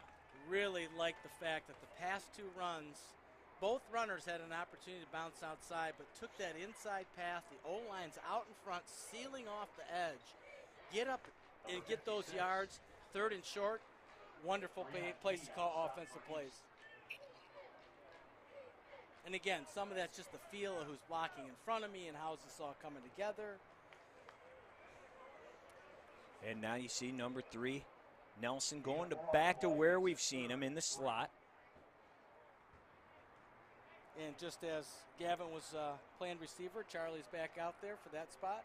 At the top of your screen, hands off goes to the Mount Pleasant man, number 18, fighting his way toward the 35. He is going to be short of the first down. State Champs is located right here on the campus of Lawrence Technological University. They offer over 20 varsity sports, including football. You can be recruited at LTUathletics.com. 4th and 1. What do you call here, Coach? We've seen a lot of inside handoffs, a lot of up-the-middle stuff has not worked. Do you do that right here on 4th and 1? I like the Q run. Again, you get your extra blocker. They might even go to a Q sneak, it looks like here. Yeah, first time either team has had the quarterback under center. Let's see if they can do it. They hand it off. Great call. Number 35, David Milliken out of Grayling. He picks up the first down to the 30. What I think they ought to do is reverse out, give it to the tailback, and get a first down. Yeah, look at that. I didn't want to correct you on the air, you know? I appreciate that. Thank you so much. You got it. Mentioned him a few times. Great career at Grayling, 2-time All-Stater.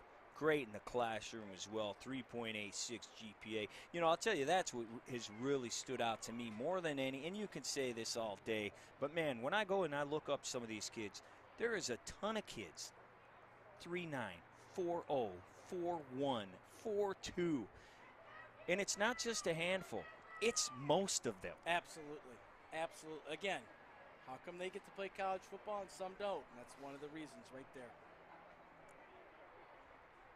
On first down, on the sweep, it's going to be CB Hunderman.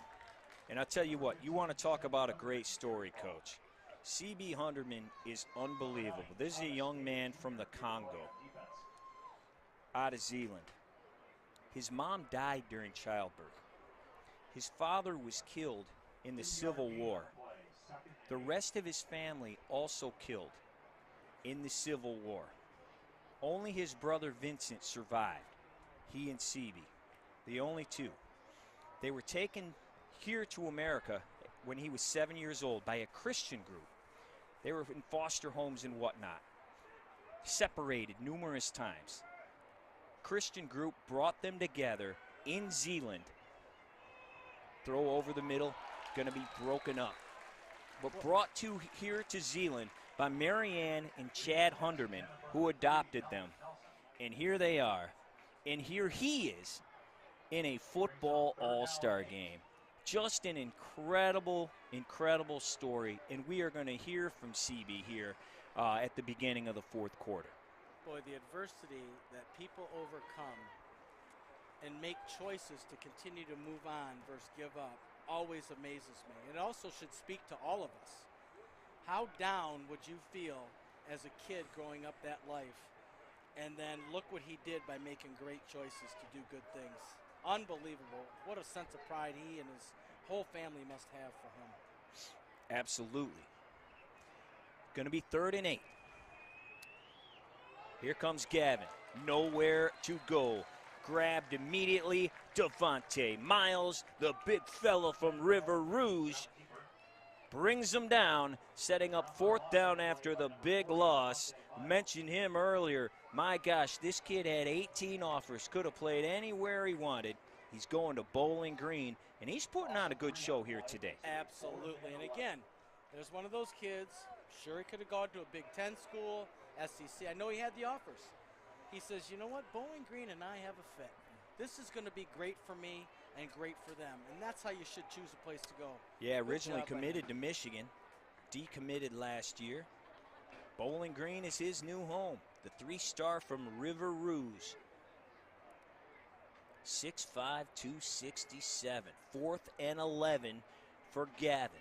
Looking to keep the drive alive. Got a man down the sideline. It's Jabari Campbell, and he makes an incredible grab, but the referee says, no, sir, just out of bounds. Let's take another look at that. Hopefully we got a good look. Our main man, John Kidd, was down there right on it. Great defensive play at the end there. He had to leave the ground to catch that and was forced out of bounds. Great job staying with that as a defender and pushing him out, and it's an incomplete pass. Excellent job by both players to make it happen, but it is going to be out of bounds, and it is a turnover on downs. Low-fat chocolate milk is nature's sports drink. It gives you the team high quality protein, carbs, and electrolytes to refuel tired muscles after tough training sessions. Learn why you should be powering up with dairy at milkmeansmore.org/athletics. So here comes Anthony Garrett. He hands it off to Cole LaCanaria. Trying to get the edge. He cannot. Wrapped up, brought down. And that is going to be Julius Faulkner from Cass Tech. Boy, phenomenal play. Excuse me, I did Logan McCauley. Yes, I switched my teams up there. Logan. He stayed in the back hip, and this is what you teach when you're going inside out, is stay in the back hip, and you'll end up making plays because the guy's either going to slow down or cut up, and sure enough, it was a great example. 1 yard gain on that play because he stays in the back hip and tracks it down. Great job. Logan going to be playing at Siena Heights. How about those Edwardsburg Eddies? They've had quite a run. 6 straight district titles for them. 2nd and 9. Garrett slings it out there to Trey West. How about the cuts? Still on his feet. Takes numerous guys to finally get him out of bounds. It's going to be a 1st down. He's the one who caught the first touchdown of the day. They got to get him the ball more. I think he should have more touches, some way, somehow. You always wonder because kids will come ask you, Coach, how do you stop that? How do you get?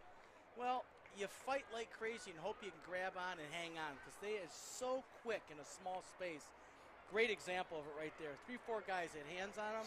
He just kept churning. But that's what we saw. Non-stop motor with this kid. Keeps his team on the field. 1st down at the 43-yard line. Trey's a basketball player as well. Runs a 4.47 40. That's only going to get better, and here he is in motion. And we're going to have a timeout from Jermaine Crowell in the East. With 15 seconds to play. Let's make it 19 on our clock. First timeout of the 2nd half. That there right there is, again, an example of not having lots of time together. A little formational change. Needed to get some motion. Wrong guy was off the line of scrimmage. Those kinds of things. So good timeout. Gather yourself. This is going to be a big drive. Either getting them down low or punting them low and getting the ball back in a good field position or taking it right down to score and take the lead. We'll see what happens. We mentioned earlier about the big guys, and they never get all the adulation and everything that some of the other guys get. Want to mention the big fella out of Ottawa Lake, Whiteford, Noah Bauman, going to GVSU next season. Now, this is the big fella. You see it all over, you know, touchdown celebrations and whatnot. A lot of times, teams will do the celebration where somebody picks up the kid who scores a touchdown, you know, and you do the surfboard type thing or whatnot. Well, Big Noah's always the guy that picks the guy up. Well, Noah this season against Summerfield had a 33-yard scoop and score. Finish this story after first down. Handoff, taken straight up the middle. Nice gain by D'Angelo Harris. Gain of 8 on the play. So the big fella, 6'3", 295, mind you. I'm not going to fall on it. I'm taking this sucker to the house. He does. 33-yard touchdown. Nobody could pick him up. First time all year, the guy who got the touchdown, he goes, I'm a big fella. They're not getting me up in the air. That's phenomenal. Great story. He says, I'm a pretty big boy. They can't lift me up. After 3 quarters of play, it is 7-7 still. No scoring here in the third quarter. We will be right back after this message.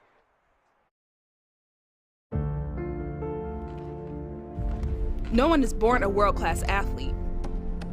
It takes passion and perseverance. It takes courage and resilience. It takes real work, day in and day out. Real, low-fat chocolate milk helps you repair, rebuild, and refuel muscles. Chocolate milk, the unofficial sports drink of athletes everywhere. Why do you love Leo's? Is it the Leo's famous Greek dressing? I love that they support my team. My high school goes to Leo's every Friday night. Is it Detroit's best Coneys? Oppa! I love the Saganaki. Take one look at our menu and you'll find hundreds of reasons to fall in love with Leo's. Breakfast, lunch, and dinner served all day, every day, and the home of Detroit's favorite Coneys. Leo's Coney Island Restaurants. Why do you love Leo's? If you're a high school athlete with the dream of playing college sports, Lawrence Technological University wants you to recruit yourself. LTU offers over 24 varsity sports for men and women, along with several dozen world-class undergraduate programs. Athletic and academic scholarships are available in all sports, including its newest additions, competitive cheer and dance, esports, women's hockey, and men's and women's track and field. Visit LTUathletics.com and recruit yourself. Lawrence Tech, where Blue Devils dare. You see that? How you can see every delicious speck of sesame, garlic herb, butter cheese? That is what flavored crust should look like. Crust so irresistible that if pizza could eat pizza, it would be this pizza. Can you imagine how good a pizza would have to be for it to eat itself? Talk about irresistible. Now get an irresistible Howie deal for any budget starting at just $6.99. Hungry? Howie's! To Blue Devil Stadium, it's the Michigan High School Football Association Coaches All-Star Game, East and West, deadlocked at 7. If you're just joining us, we told you a couple of minutes ago about C.B. Hunderman from the Congo. His family was killed in the Civil War. Great pass down the sideline here for the East squad. Dakari Jenkins puts the East in scoring position. We are now going to hear from CB to tell us a little bit more about his life in Zealand and his story. Sydney Cariel is standing by with him. First down, East. Shebe, we learned about your journey, and you're an incredibly strong young man. Thank you. You've been playing football since 5th grade. What has the game meant to you? It meant a lot because it was where I built a lot of my friendship. Like Tech Bonema, he was my quarterback in 5th grade and has been my teammate since ever senior year. And made it easier to build like a family with another family with the football. Right, and then these last 4 years at Zealand East, can you describe what that was like with your team and these incredible last 4 years? Well, it was senior year was the hardest one because we just got a new coach and everything. Because then you got to get used to the new system and everything. But the 4 years I've been there has been great. The Zealand East treated us very well. We made it to a playoff every year, I'm pretty sure. And the freshman year, when we played varsity, that was a sane senior year class. We made it all the way past district and played Muskegon. Yeah, and then how proud are you to take this to the next hope? I'm very proud. I'm very excited for Coach Strozeman to give me this opportunity. It was like, I don't know where to win, but Coach Strozeman talked to me and my mom, like, this is where I want to go. Yeah. Well, congratulations on everything that you've accomplished, and we're looking forward to seeing you back out there on the field in just a little bit after this. Thank you very much. We'll send it back to you guys. What an awesome kid. Unbelievable. What an unbelievable kid. He and his brother here in Zeeland, in Michigan, after getting adopted, brought over from the Congo, separated multiple times, and here he is, an all-star, and here he is getting to play football at Hope. That's just awesome. Here is D'Angelo Harris trying to pound his way into the end zone. He's close, and he is in. D'Angelo Harris puts the East back on top with the touchdown up the gut. And again, staying inside, following the big guys, there's nothing better than that. It's a great job and a great run. You'll see him get right behind him. Nice little cut, good lead block. Take the lead. I want to go back to that pass with Anthony Garrett. Nice pass down the sideline. In the skills competition, he threw the ball 70 yards in the air. Really? That's amazing. 70 yards in the air. Wow. Just amazing. Big fella going to go to Glenville State. The kick is off the upright and in. The line driver counts. So it is 14-7 East. Yeah, you mentioned Garrett. All region, all Catholic, honorable mention, all state. Told you earlier that our scout said, Scott Bernstein, said he's got a cannon of an arm. 70 yards, yes, I would think that qualifies. Absolute cannon. Absolute cannon. So it is now 14-7 after D'Angelo Harris puts the East squad into the end zone. A couple of updated numbers for you here. For the West, who will be taking over, it's Gavin Reams, 7 of 17. Still 81 yards, 1 touchdown. Been sacked 1 time. Jake Roof, he leads the way on the ground, 6 carries, 15 yards for the West, who will be taking over, as we said, right now. Let's go down to the sideline, though, with the man that just put it into the paint. Elizabeth Coon standing by with D'Angelo Harris. Hey guys, I'm here with D'Angelo Harris to take the lead. How are you feeling right now? I'm feeling good, man. When he caught that play, I just knew I was going to score because we were so close. We was there, so I just had to get the touchdown, you know what I'm saying? Exactly. And how much fun have you been having over the past couple of days with these guys? The time of my life. Best experience I ever had playing football. And where are you headed after this? Down to University. Awesome, congratulations. Thank you, appreciate it. Kick, let's see what happened here. Got the pile up. I believe West got back on it. A big fella coming down to get a block, saw the ball. Yep, there it is. And yes, they did. Right place at the right time. You know, D'Angelo, you know, there's probably a few Lawrence Tech coaches around here not too happy. They don't want to see what just happened too many more times. D'Angelo going to Madonna, the senior out of Avondale. That is a phenomenal get for them. He is a tremendous athlete. You can see he also runs with authority and some power, but he's got a lot of wiggle in him. How about every kid we've talked to so far, the ladies on the sideline have talked to, I should say, time of my life.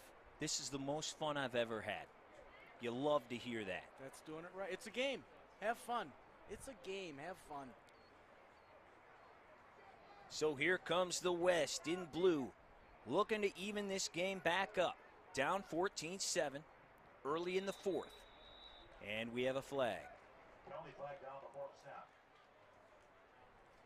You know, after all this stuff, and we got kids out here who've won state titles, we've got first-team All-Staters, we've got kids going to big universities, getting full rides.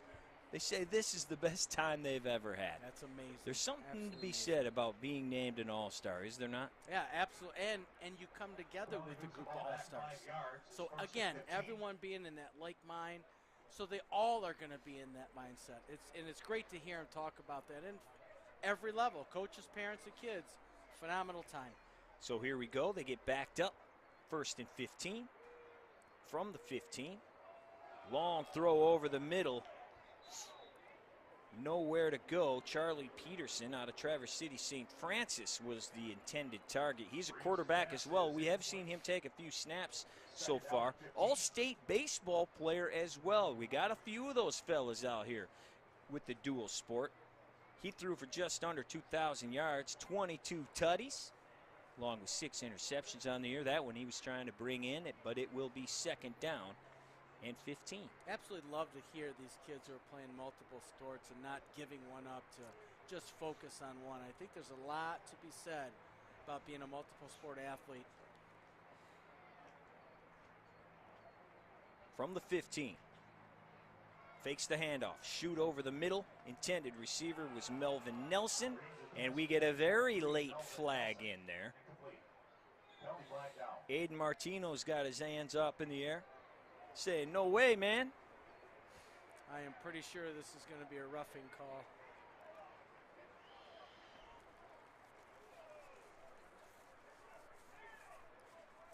Oh, pass interference.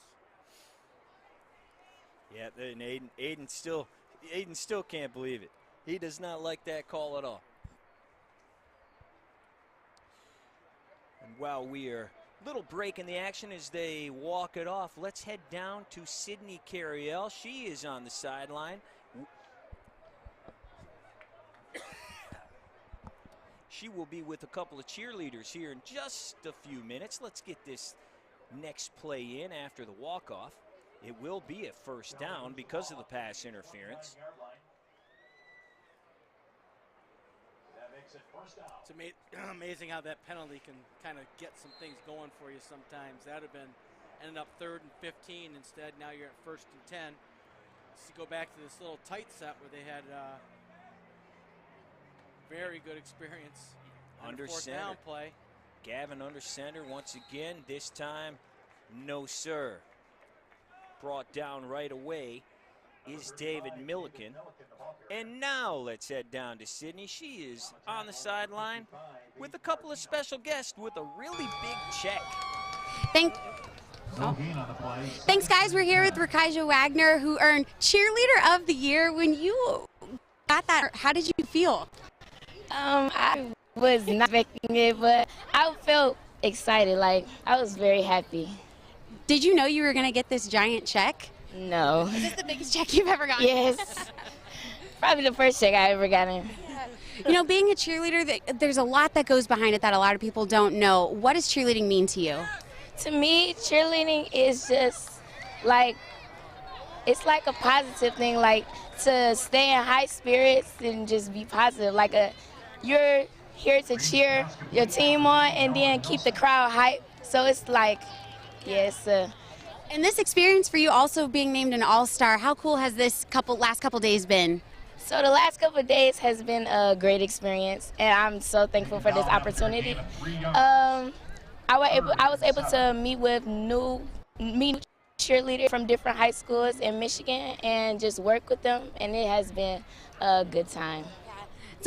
You guys are doing a great job out there. The halftime performance was awesome, and I'm sure it's always fun meeting new people. So thank you guys so much for joining us, and congratulations on this. Seriously, that's an awesome award. Thank you. For you guys too, how's this week been for you? I'm Linda Fox, one of the executive state cheer directors, and this is my 12th year.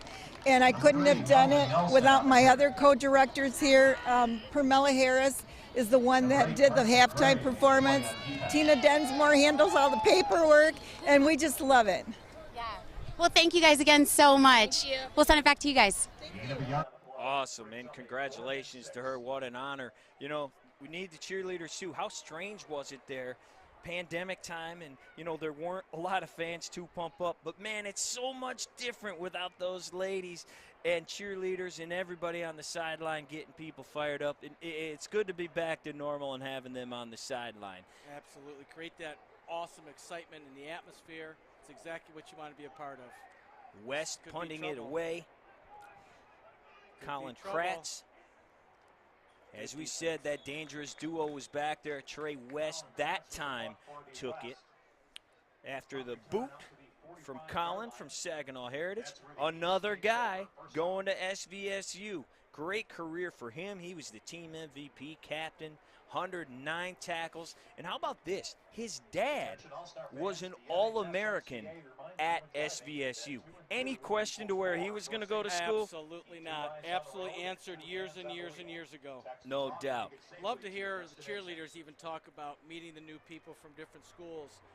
I could tell you there are some schools that some of these kids never heard of, and now they're meeting people from there, and I just love that. So here comes the East. First down at the 45-yard line. Zach Olsick playing the quarterback position once again. He hands it off, up the middle, and it's going to be a short gain. D'Angelo Harris, who scored the last touchdown, he gets about 2 yards on first down. Fuddruckers is committed to serving you the world's greatest hamburger in Southfield. They are on Evergreen Road. Dine in now, or you can order online. Pick up on the curb. It's fuddruckers.com/Southfield. And I promise you, you'll love their burger because you get to dress it how you want. Literally, take it with you and dress it up. When I was a kid, Fuddruckers was the greatest thing on earth. You got to do that. You made your thing. They had video games. They had the Pop-A-Shot in the corner. It was incredible. Pass out to La Canaria, and he is trucked as he grabs it. Derek Volts, we have called his name a few times. The senior out of Carlton, 3-time team MVP, and he's going to be taking that truck stick to SVSU. Nice job coming downhill again on the read. Here comes the inside receiver, come to the outside. Just hold your ground, come downhill. You got to trust the safety is going to get the deep guy. Sure enough, great job right there. When you've been mentioning since the outset, Cole La Canaria and his hands. How about the hands on that one? Because he got popped the second that ball hit his hands. And I'll tell you, he's not a big frame athlete, but he takes those hits because he's such a great athlete, rolls with them, and again, just makes things happen.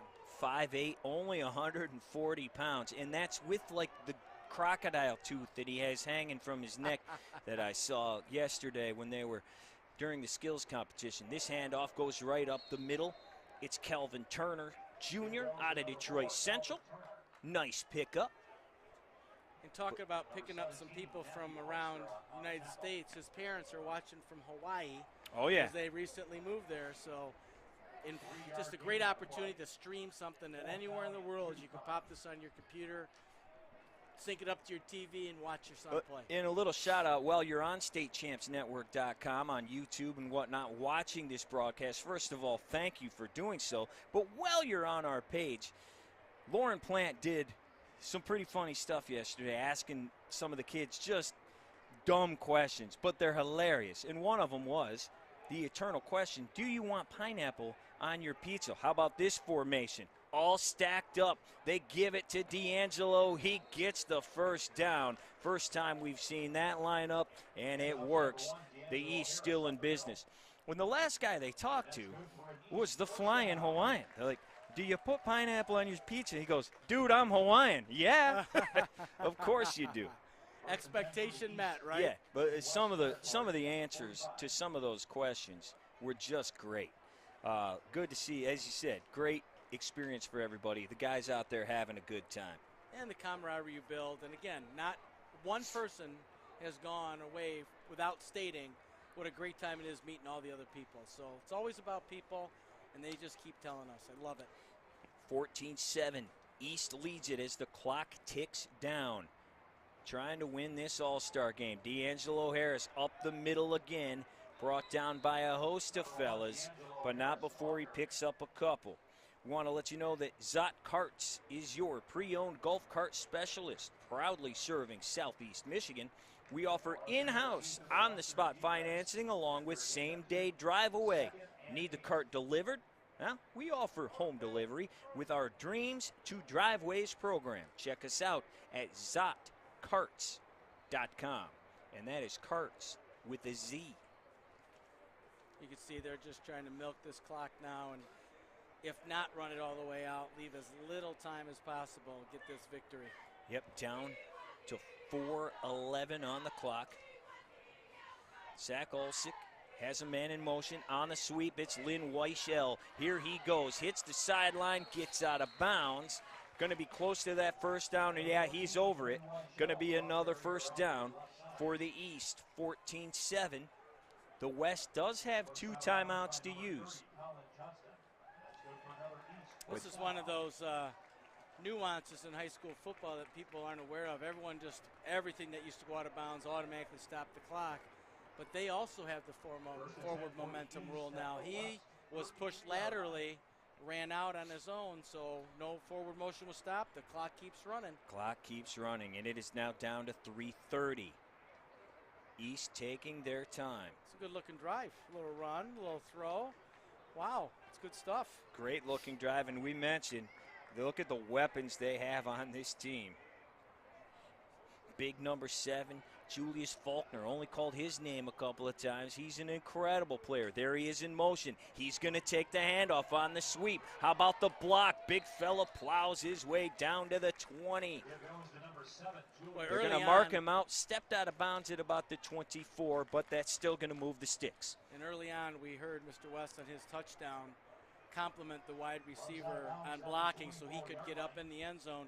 It's continuously happened throughout the game. Again, kids who know football, I may not be getting the ball, but I'm going to do my job, and success will all have. And sure enough, every time a wide receiver is blocking downfield, really good things happen. In this case, first down. Just so impressed by the way these two teams are playing today. As you heard us say numerous times, only really got a day of practice together, and they are putting on a show for everybody. Locking area in motion. Handoff goes to Turner. Turner going to be brought down there. Big 50 in there, as is 56. That's Kelvin Cuba. Also, Caden Warner, haven't mentioned him, comes down from Traverse City Central. Another Saginaw Valley State signee as the West team takes the timeout with 2:54 to go.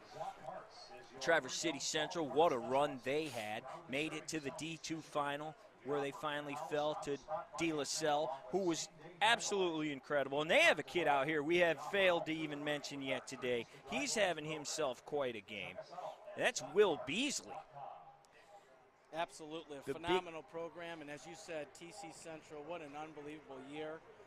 Great example of using, their quarterback was a phenomenal runner, strong kid. Also played the middle linebacker all year. Going to Notre Dame. Holy smokinoli. I mean, just amazing. And took them all the way to the state finals. Absolutely did. Yeah, Caden going to be playing at Saginaw Valley State. He shot puts a little bit. How about 56 feet? Is that all right? Pretty doggone Yeah, good. I think that's pretty good. Want to mention Will again, though, also from De La Salle. His quarterback, Grady Drogosh, says this dude's an all-timer at De La Salle, and that's saying something. He's going to go down as one of the greatest players of all time. Going to Princeton. He said that I didn't make a 4-year decision. I made a 40-year decision. Absolutely. No wonder he makes better decisions than we do. Goodness gracious. Yeah, I mean, that's incredible. Well, I don't know about you, but Princeton wouldn't allow me on campus. Well, but, that's a good decision by them. Yeah. Unbelievable. What a great career he has had. He is number 33 in the black jerseys. Tackling machine for De La Salle. For years. But his team is on offense right now. They are trying to run out this clock. Zach Olsick all by himself back there. Will he run it? He will not. He dumps it down to Lynn Weichel, who is wrapped up immediately. Ball is picked up by the defender, Brett Peterson. In there making the stop. Haven't mentioned him out of Kingsley. He's going to GVSU. He's got a couple of brothers who are at GVSU right now, already on the team. So he's going to join them down there. First team All-Stater, League Defensive Player of the Year at Kingsley. 93 tackles on the season. We just saw a big one right there. Laker on Laker crime out there. I think one of the great parts of what you're doing, you read stats, you've looked up, you've done research, but the stats often are accompanied by, as you mentioned earlier, and he's a 3.9, and he's a 3.8, and he's a 3.7. Oh, and he had, 110 tackles last year. Just a great group of kids, and it's no wonder these colleges are snatching them up. No question about it. And so many kids that we have not even had a chance to say their names yet, that are just awesome kids on and off the field. And again, like everybody else, I'm sure they're having the time of their life out here.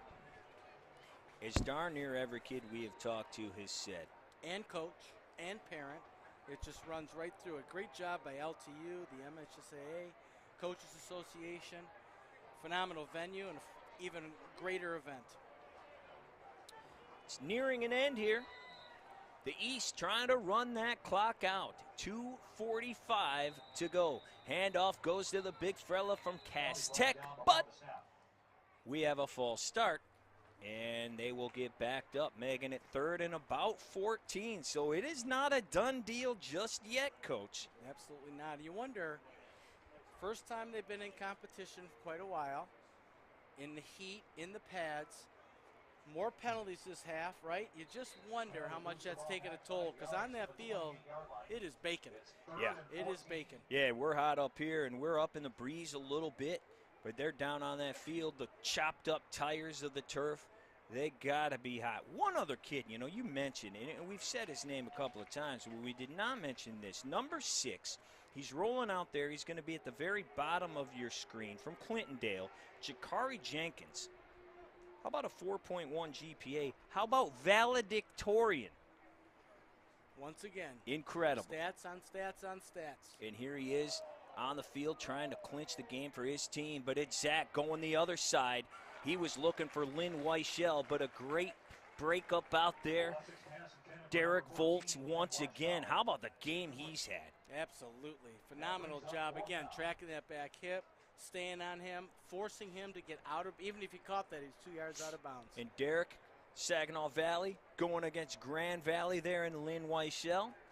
They may be seeing each other a few times I've got a feeling down the road. They'll be shaking some hands and doing some bopping later on in their careers here. Just a little bit. So it is now 4th and long. 2:33 to play. This game is not finished. I don't know how much you can have in your repertoire offensively in such a quick time, but that inside screen to a receiver coming outside in is so dangerous when they're weapons. How about the 3 at the top of your screen? Absolutely. La Canaria, West, Weichel. Dakari Jenkins, number 6 at the bottom.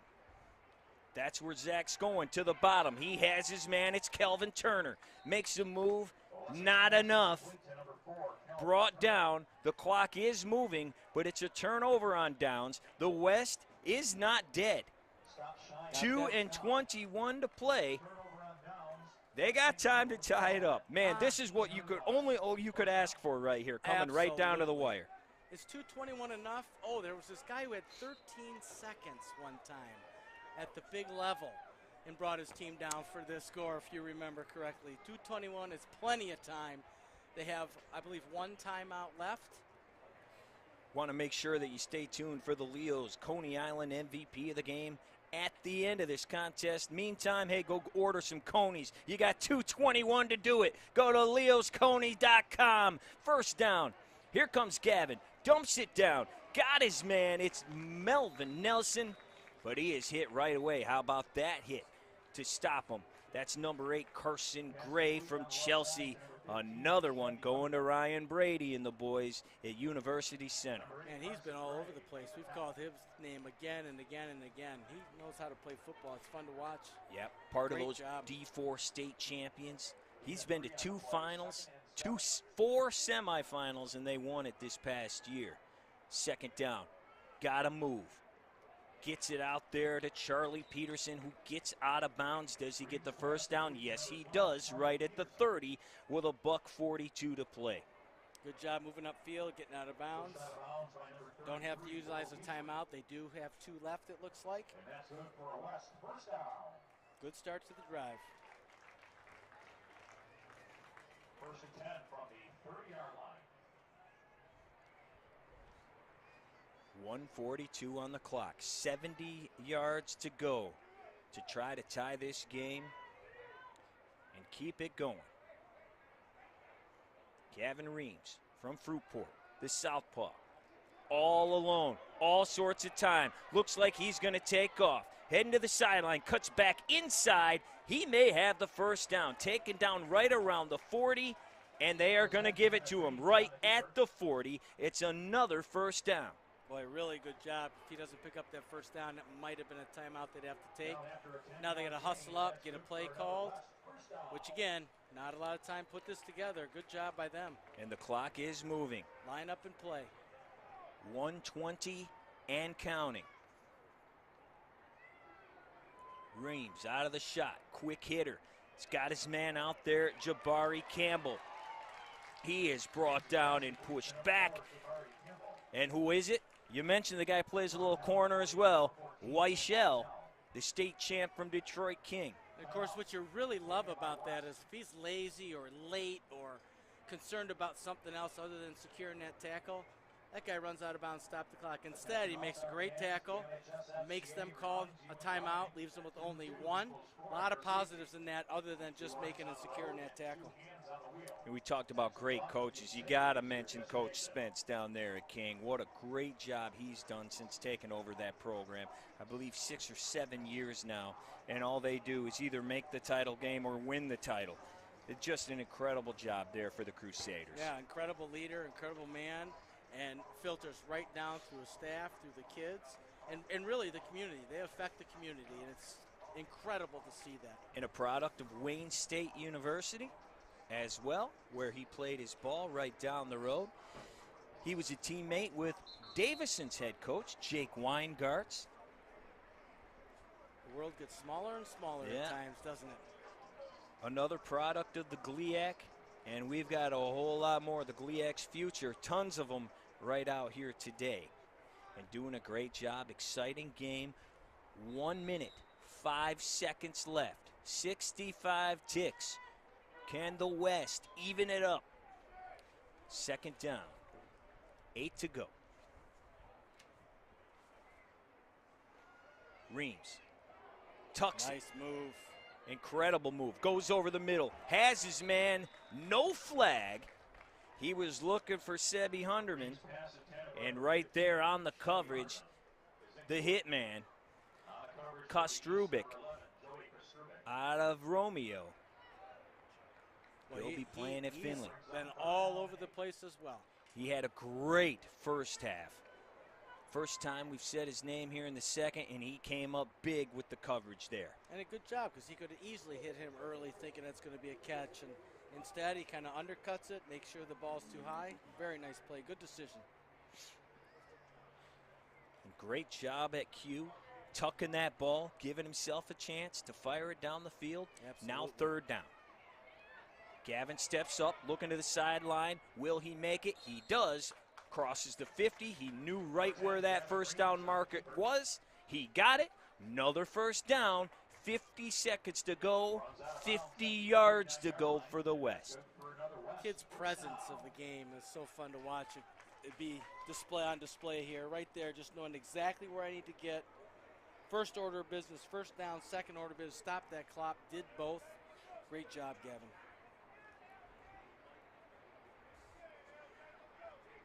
Got Colin Kratz out there, number 11. Out of Saginaw Heritage. He's running toward the bottom of your screen. Charlie Peterson is the wide out at the top. Melvin Nelson in Hunderman in the middle. Gavin's throw a little bit out front. Was looking for Kratz. Clock stops after 5 seconds, 45 to go. So 2nd and 10 at the 49. He wants that one back. He knows he was off balance. He could have delivered a better ball. He hasn't made too many mistakes today. No, he has not. He's done a great job. You know, let's mention turnovers. Haven't seen it. Or lack thereof. You know, here's an all-star game. A couple times the ball's been on the ground for some mishaps, but not one turnover in an all-star game. That's impressive. Pretty clean game. A few flags here late, but it absolutely clean first half. Absolutely. 45 to play. They're coming after him. He does not get away. Gavin brought down, we mentioned him, the dude from De La Salle, Will Beasley. Just picking his time, isn't he? Just picking his time to make a big play. Hey, I think they talked about me. It's time to show what he's talking about. A huge setback for the West. The sack by Beasley, the state champ from De La Salle, showing Princeton what they are getting. As the clock is ticking down, we are at 5 seconds. They got to go right now. Will they get it off? They do. Gavin all by himself, throws to the sideline. Got his man out there, but nowhere to go. Brought down by Josh Brown, and the SVSU commit ends it. That'll do it. It's the West falling to the East. 14-7 is your final score. Great game, Coach. Just a quick wrap. Overall, how'd you think? Again, it was football. 14-7 is a football game. Last year, right, we had a blowout. Wasn't good. We saw plays both offensively and defensively. Of course, as an offensive person, and there are some out there like me, you'd like some more scoring, but a great job. 0 turnovers. You see a cleanly played game. A lot of really good things, and man, kudos to those colleges who snapped up these great kids and great athletes. They're going to just absolutely flourish in their programs, and that'll be fun to hear down the road. Absolutely. Who stood out to you the most today, Coach? We saw some great play on both sides of the ball. But what really stood out to you, I know even in a losing effort, I do know you love the way Gavin played today. Well, I'll tell you what, it just a heart of a warrior, and you know, people ask a lot of times, you know, who's the best at this, who's the best, why is a great quarterback? You know, the guy who can rally the troops, get people together, and when adverse things happen, he keeps moving forward and fighting on. He displayed that. The athleticism out of the 3 players, Weichel, Lockenaria, and West on the East also stood out. But again, let's note all of this. None of it happens if the big fellas aren't taking care of business up in front, and they did a tremendous job today as well. Yeah, they definitely did, and we are not going to give it away, but our big fella, is going to be the MVP of this game. So that just tells you what they did. An amazing job. Coach, you mentioned the weapons. You said the name Lockenaria and West and Weichel numerous times. They did have good games, but only 14 points on the board. How about the defense from that West squad to slow them down? Only 14 points, kept them out of the end zone except for Mr. West. Yeah, you know, and I mentioned it earlier, watching them just move together in the very beginning. They just had, again, like they'd played together all year. It was insane to watch. Like, are you kidding me? These kids barely know each other. And then they demonstrate that in play on the field. And that's the only way to corral great athletes is a team effort, and everyone's got to rally, and they did a great job with that. Will Beasley coming up big at the end, as did Josh Brown, the SVSU commit who had numerous D1 offers out of Livonia Churchill. He makes the final grab. You know, we mentioned he wants to be like Jalen Ramsey and said, well, why? What is it about him other than just he's good, you know? He's like, dude is a dog. He doesn't have to hit like he does, and he does. Yep, be a dog. That's what we tell kids. You want to be the guy. You want to be noticed. You want to be on the field. Be a dog. That's what you got to do. Yeah, and we saw him on defense a couple of times making some great plays, but we didn't really get to mention everything that guy does. 6 pass breakups, 2 picks, had a pick 6, 1,000 all-purpose this year. How about this? 41 yards per return on the season. Unbelievable. There's just staggering numbers. One player after another, both academically and athletically. We're looking at a very happy East team down there. Numerous guys definitely capable of winning that MVP award. Not sure if they know who has won it yet. We will have a ceremony here And once they get them all lined up. They talked about last year. I promise you. Not one kid or coach may have been a part of it. They talked about it because that's the way this game is. Well, and tell people who don't remember how last year's went. That's right. Well, a little different than this year. The East scored first, just like we saw here. but then it was 4 touchdowns in a row by the West and ended up, I believe, 41-7. Yeah, it was blowout city. Yep. It was definitely blowout city. Congratulations to everybody on the East team. And, of course, you know, they know a little bit about winning over there. Coach Jermaine Crowell, great job by he and his staff to get this team ready, which was a great weekend, one they will never forget. I can promise you that. Well, to a person, that's exactly what they stated. And let's set it down to the sidelines where they're going to announce the awards right now. Let's hear it.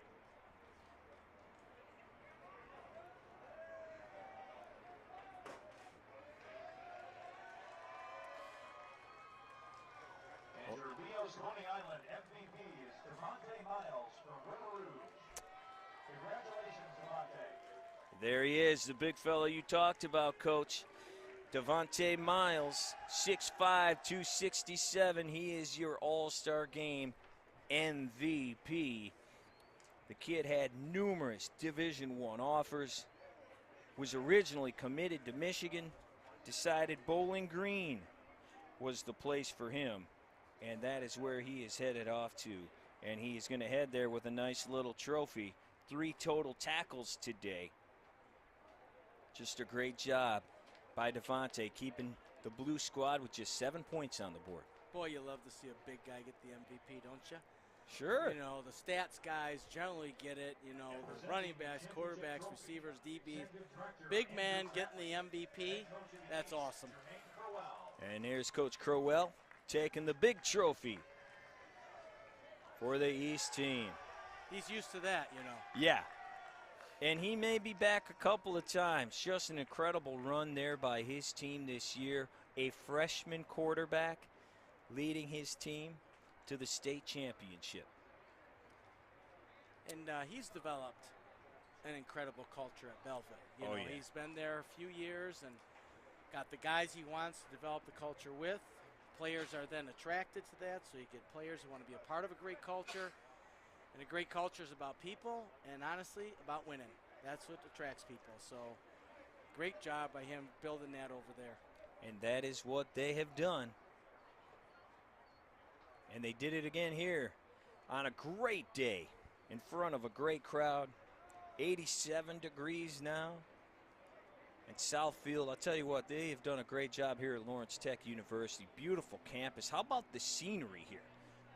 Looking over downtown Southfield, not going to find a much better place to play some football. Yeah, the heart of a city is always fun to look out. There's always stuff going on, and in the middle of it, you got a ball game.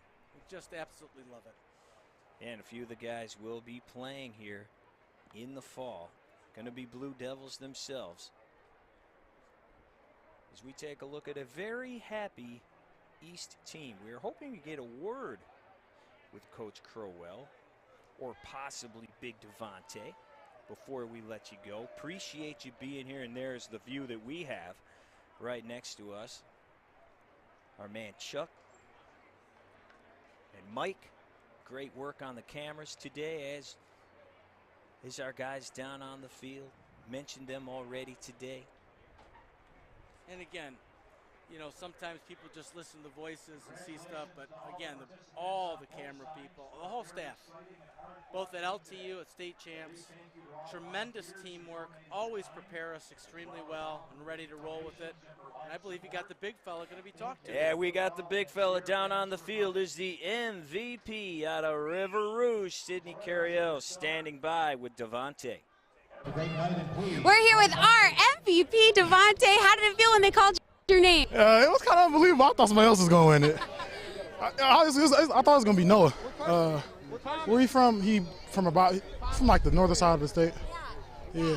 Hard fought game out there. You guys get the win 14-7. How much fun did you have out there today? I had a blast this whole week. I ain't gonna cap. It was fun. You know, you had one more chance to play with River Rouge on your helmet, the whole works. What did it mean to you? Yeah, what did it mean to you to play one more time? And I had a brand new helmet on, so I felt good. What has the last 4 years meant to you? It mean a lot. Like I had almost like a perfect high school, for real. Yeah. Like I couldn't wish for more. What was some of your favorite memories? Winning the state championship, being at Ford Field, practicing, 6 a.m. lifts, 2-a-days, all that. You're telling me 2-a-days was one of your favorite? Yeah. 'Cause it show you who gonna grind and who not. True. That is so true. That is so true. Capping off senior year with this moment right here, can you describe just taking it all in? Yeah, I'm enjoying it. I gotta leave in about a few hours, but I'm loving it. Where are you headed to? Where are you gonna leave? Bowling Green. All right. How excited are you for that next chapter? I'm ready. I gotta work harder. Hey, you better bring that so you can show them. You are MVP All-Star right now. Thank you so much and congratulations. Thank you. We'll send it back to you guys. Nice to meet you too. Congrats again. Hey, Coach, he must have known you were listening. How about that? What do you enjoy the most? 2-a-days, 6 a.m. lifts, practicing? I'll tell you what I get to do is take this on to other people and say, listen, I don't know who you guys listen to, but the MVP, a defensive end, MVP of an all-star game, says 2-a-days lifting and practice was what he enjoyed the most. Talk about buying into the process. Guess what Bowling Green got themselves? Absolutely. Someone who's going to grow like crazy and be on that field of play. I promise you this. Yeah, you know, and you know what I like, and I saw it in a lot of the videos from yesterday, from the practices, from the skills competition. What? Got a smile on his face the whole time. All the time. He loves football. He loves being out there. He loves his brothers, and he loves to work. Well, and that's it. what you like to see, and that's why he's holding that trophy right now. Good for him. I'm sure his whole family, I'm sure, is elated. Well, and I know Coach Parker, who moved on to Toledo's like, that's the way to end it. Big You man. know it. That's the way to end it. Well, Coach, it's been an absolute pleasure calling games with you this year. This is our last one together. Awesome calling the game of the week with you every single week. Awesome to finish it up here with the All-Star game. But before we do that, we got one more talk, and we're going to go down to the field. I believe we are with the winning head coach. We're going to hear from Jermaine Crowell in just 1 second. But, Coach, it's been an absolute pleasure being here with you and doing these games, and what a better way to end it. It is the East squad 14-7 in the 40th All-Star game. Man, that's a long time. I'm so happy they kept it together. We'll keep this thing rolling, and LTU for hosting it, and the Coaches Association making sure it goes on. Pleasure working with you, Ryan. You know everything, and then you say, hey, talk a little bit, and then you know everything again. So it's been easy. And one last interview here is with the winning coach. Jermaine Crowell is with Elizabeth Coon. Hey guys, back here with Coach Crowell. West won the game last year. You guys took it home this year. How are you feeling? How excited are you? Oh, man, I'm excited for those guys. All the East squad, all the years having an opportunity to finish their last high school game in a tight fight and had to pull it all out at the end. You know, that's good football. That's good for all of Michigan. Yeah, and you guys had a strong defensive battle. So, I mean, how'd you pull it off? I mean, I think, you know, it's a lot of things that go on in the game that I don't think, you know, get seen. You know, we were having problems with number 4, so we put Lynn Whiteshell, the Detroit King guy, on him, and that kind of slowed him down. I think that was a major thing because he was giving us problems in the first half. And I said, well, if we're going to put one of our best players on one of their best players, and hopefully that'll neutralize him. And then from there, you know, it was just a back-and-forth battle. And then another King guy came through with the touchdown.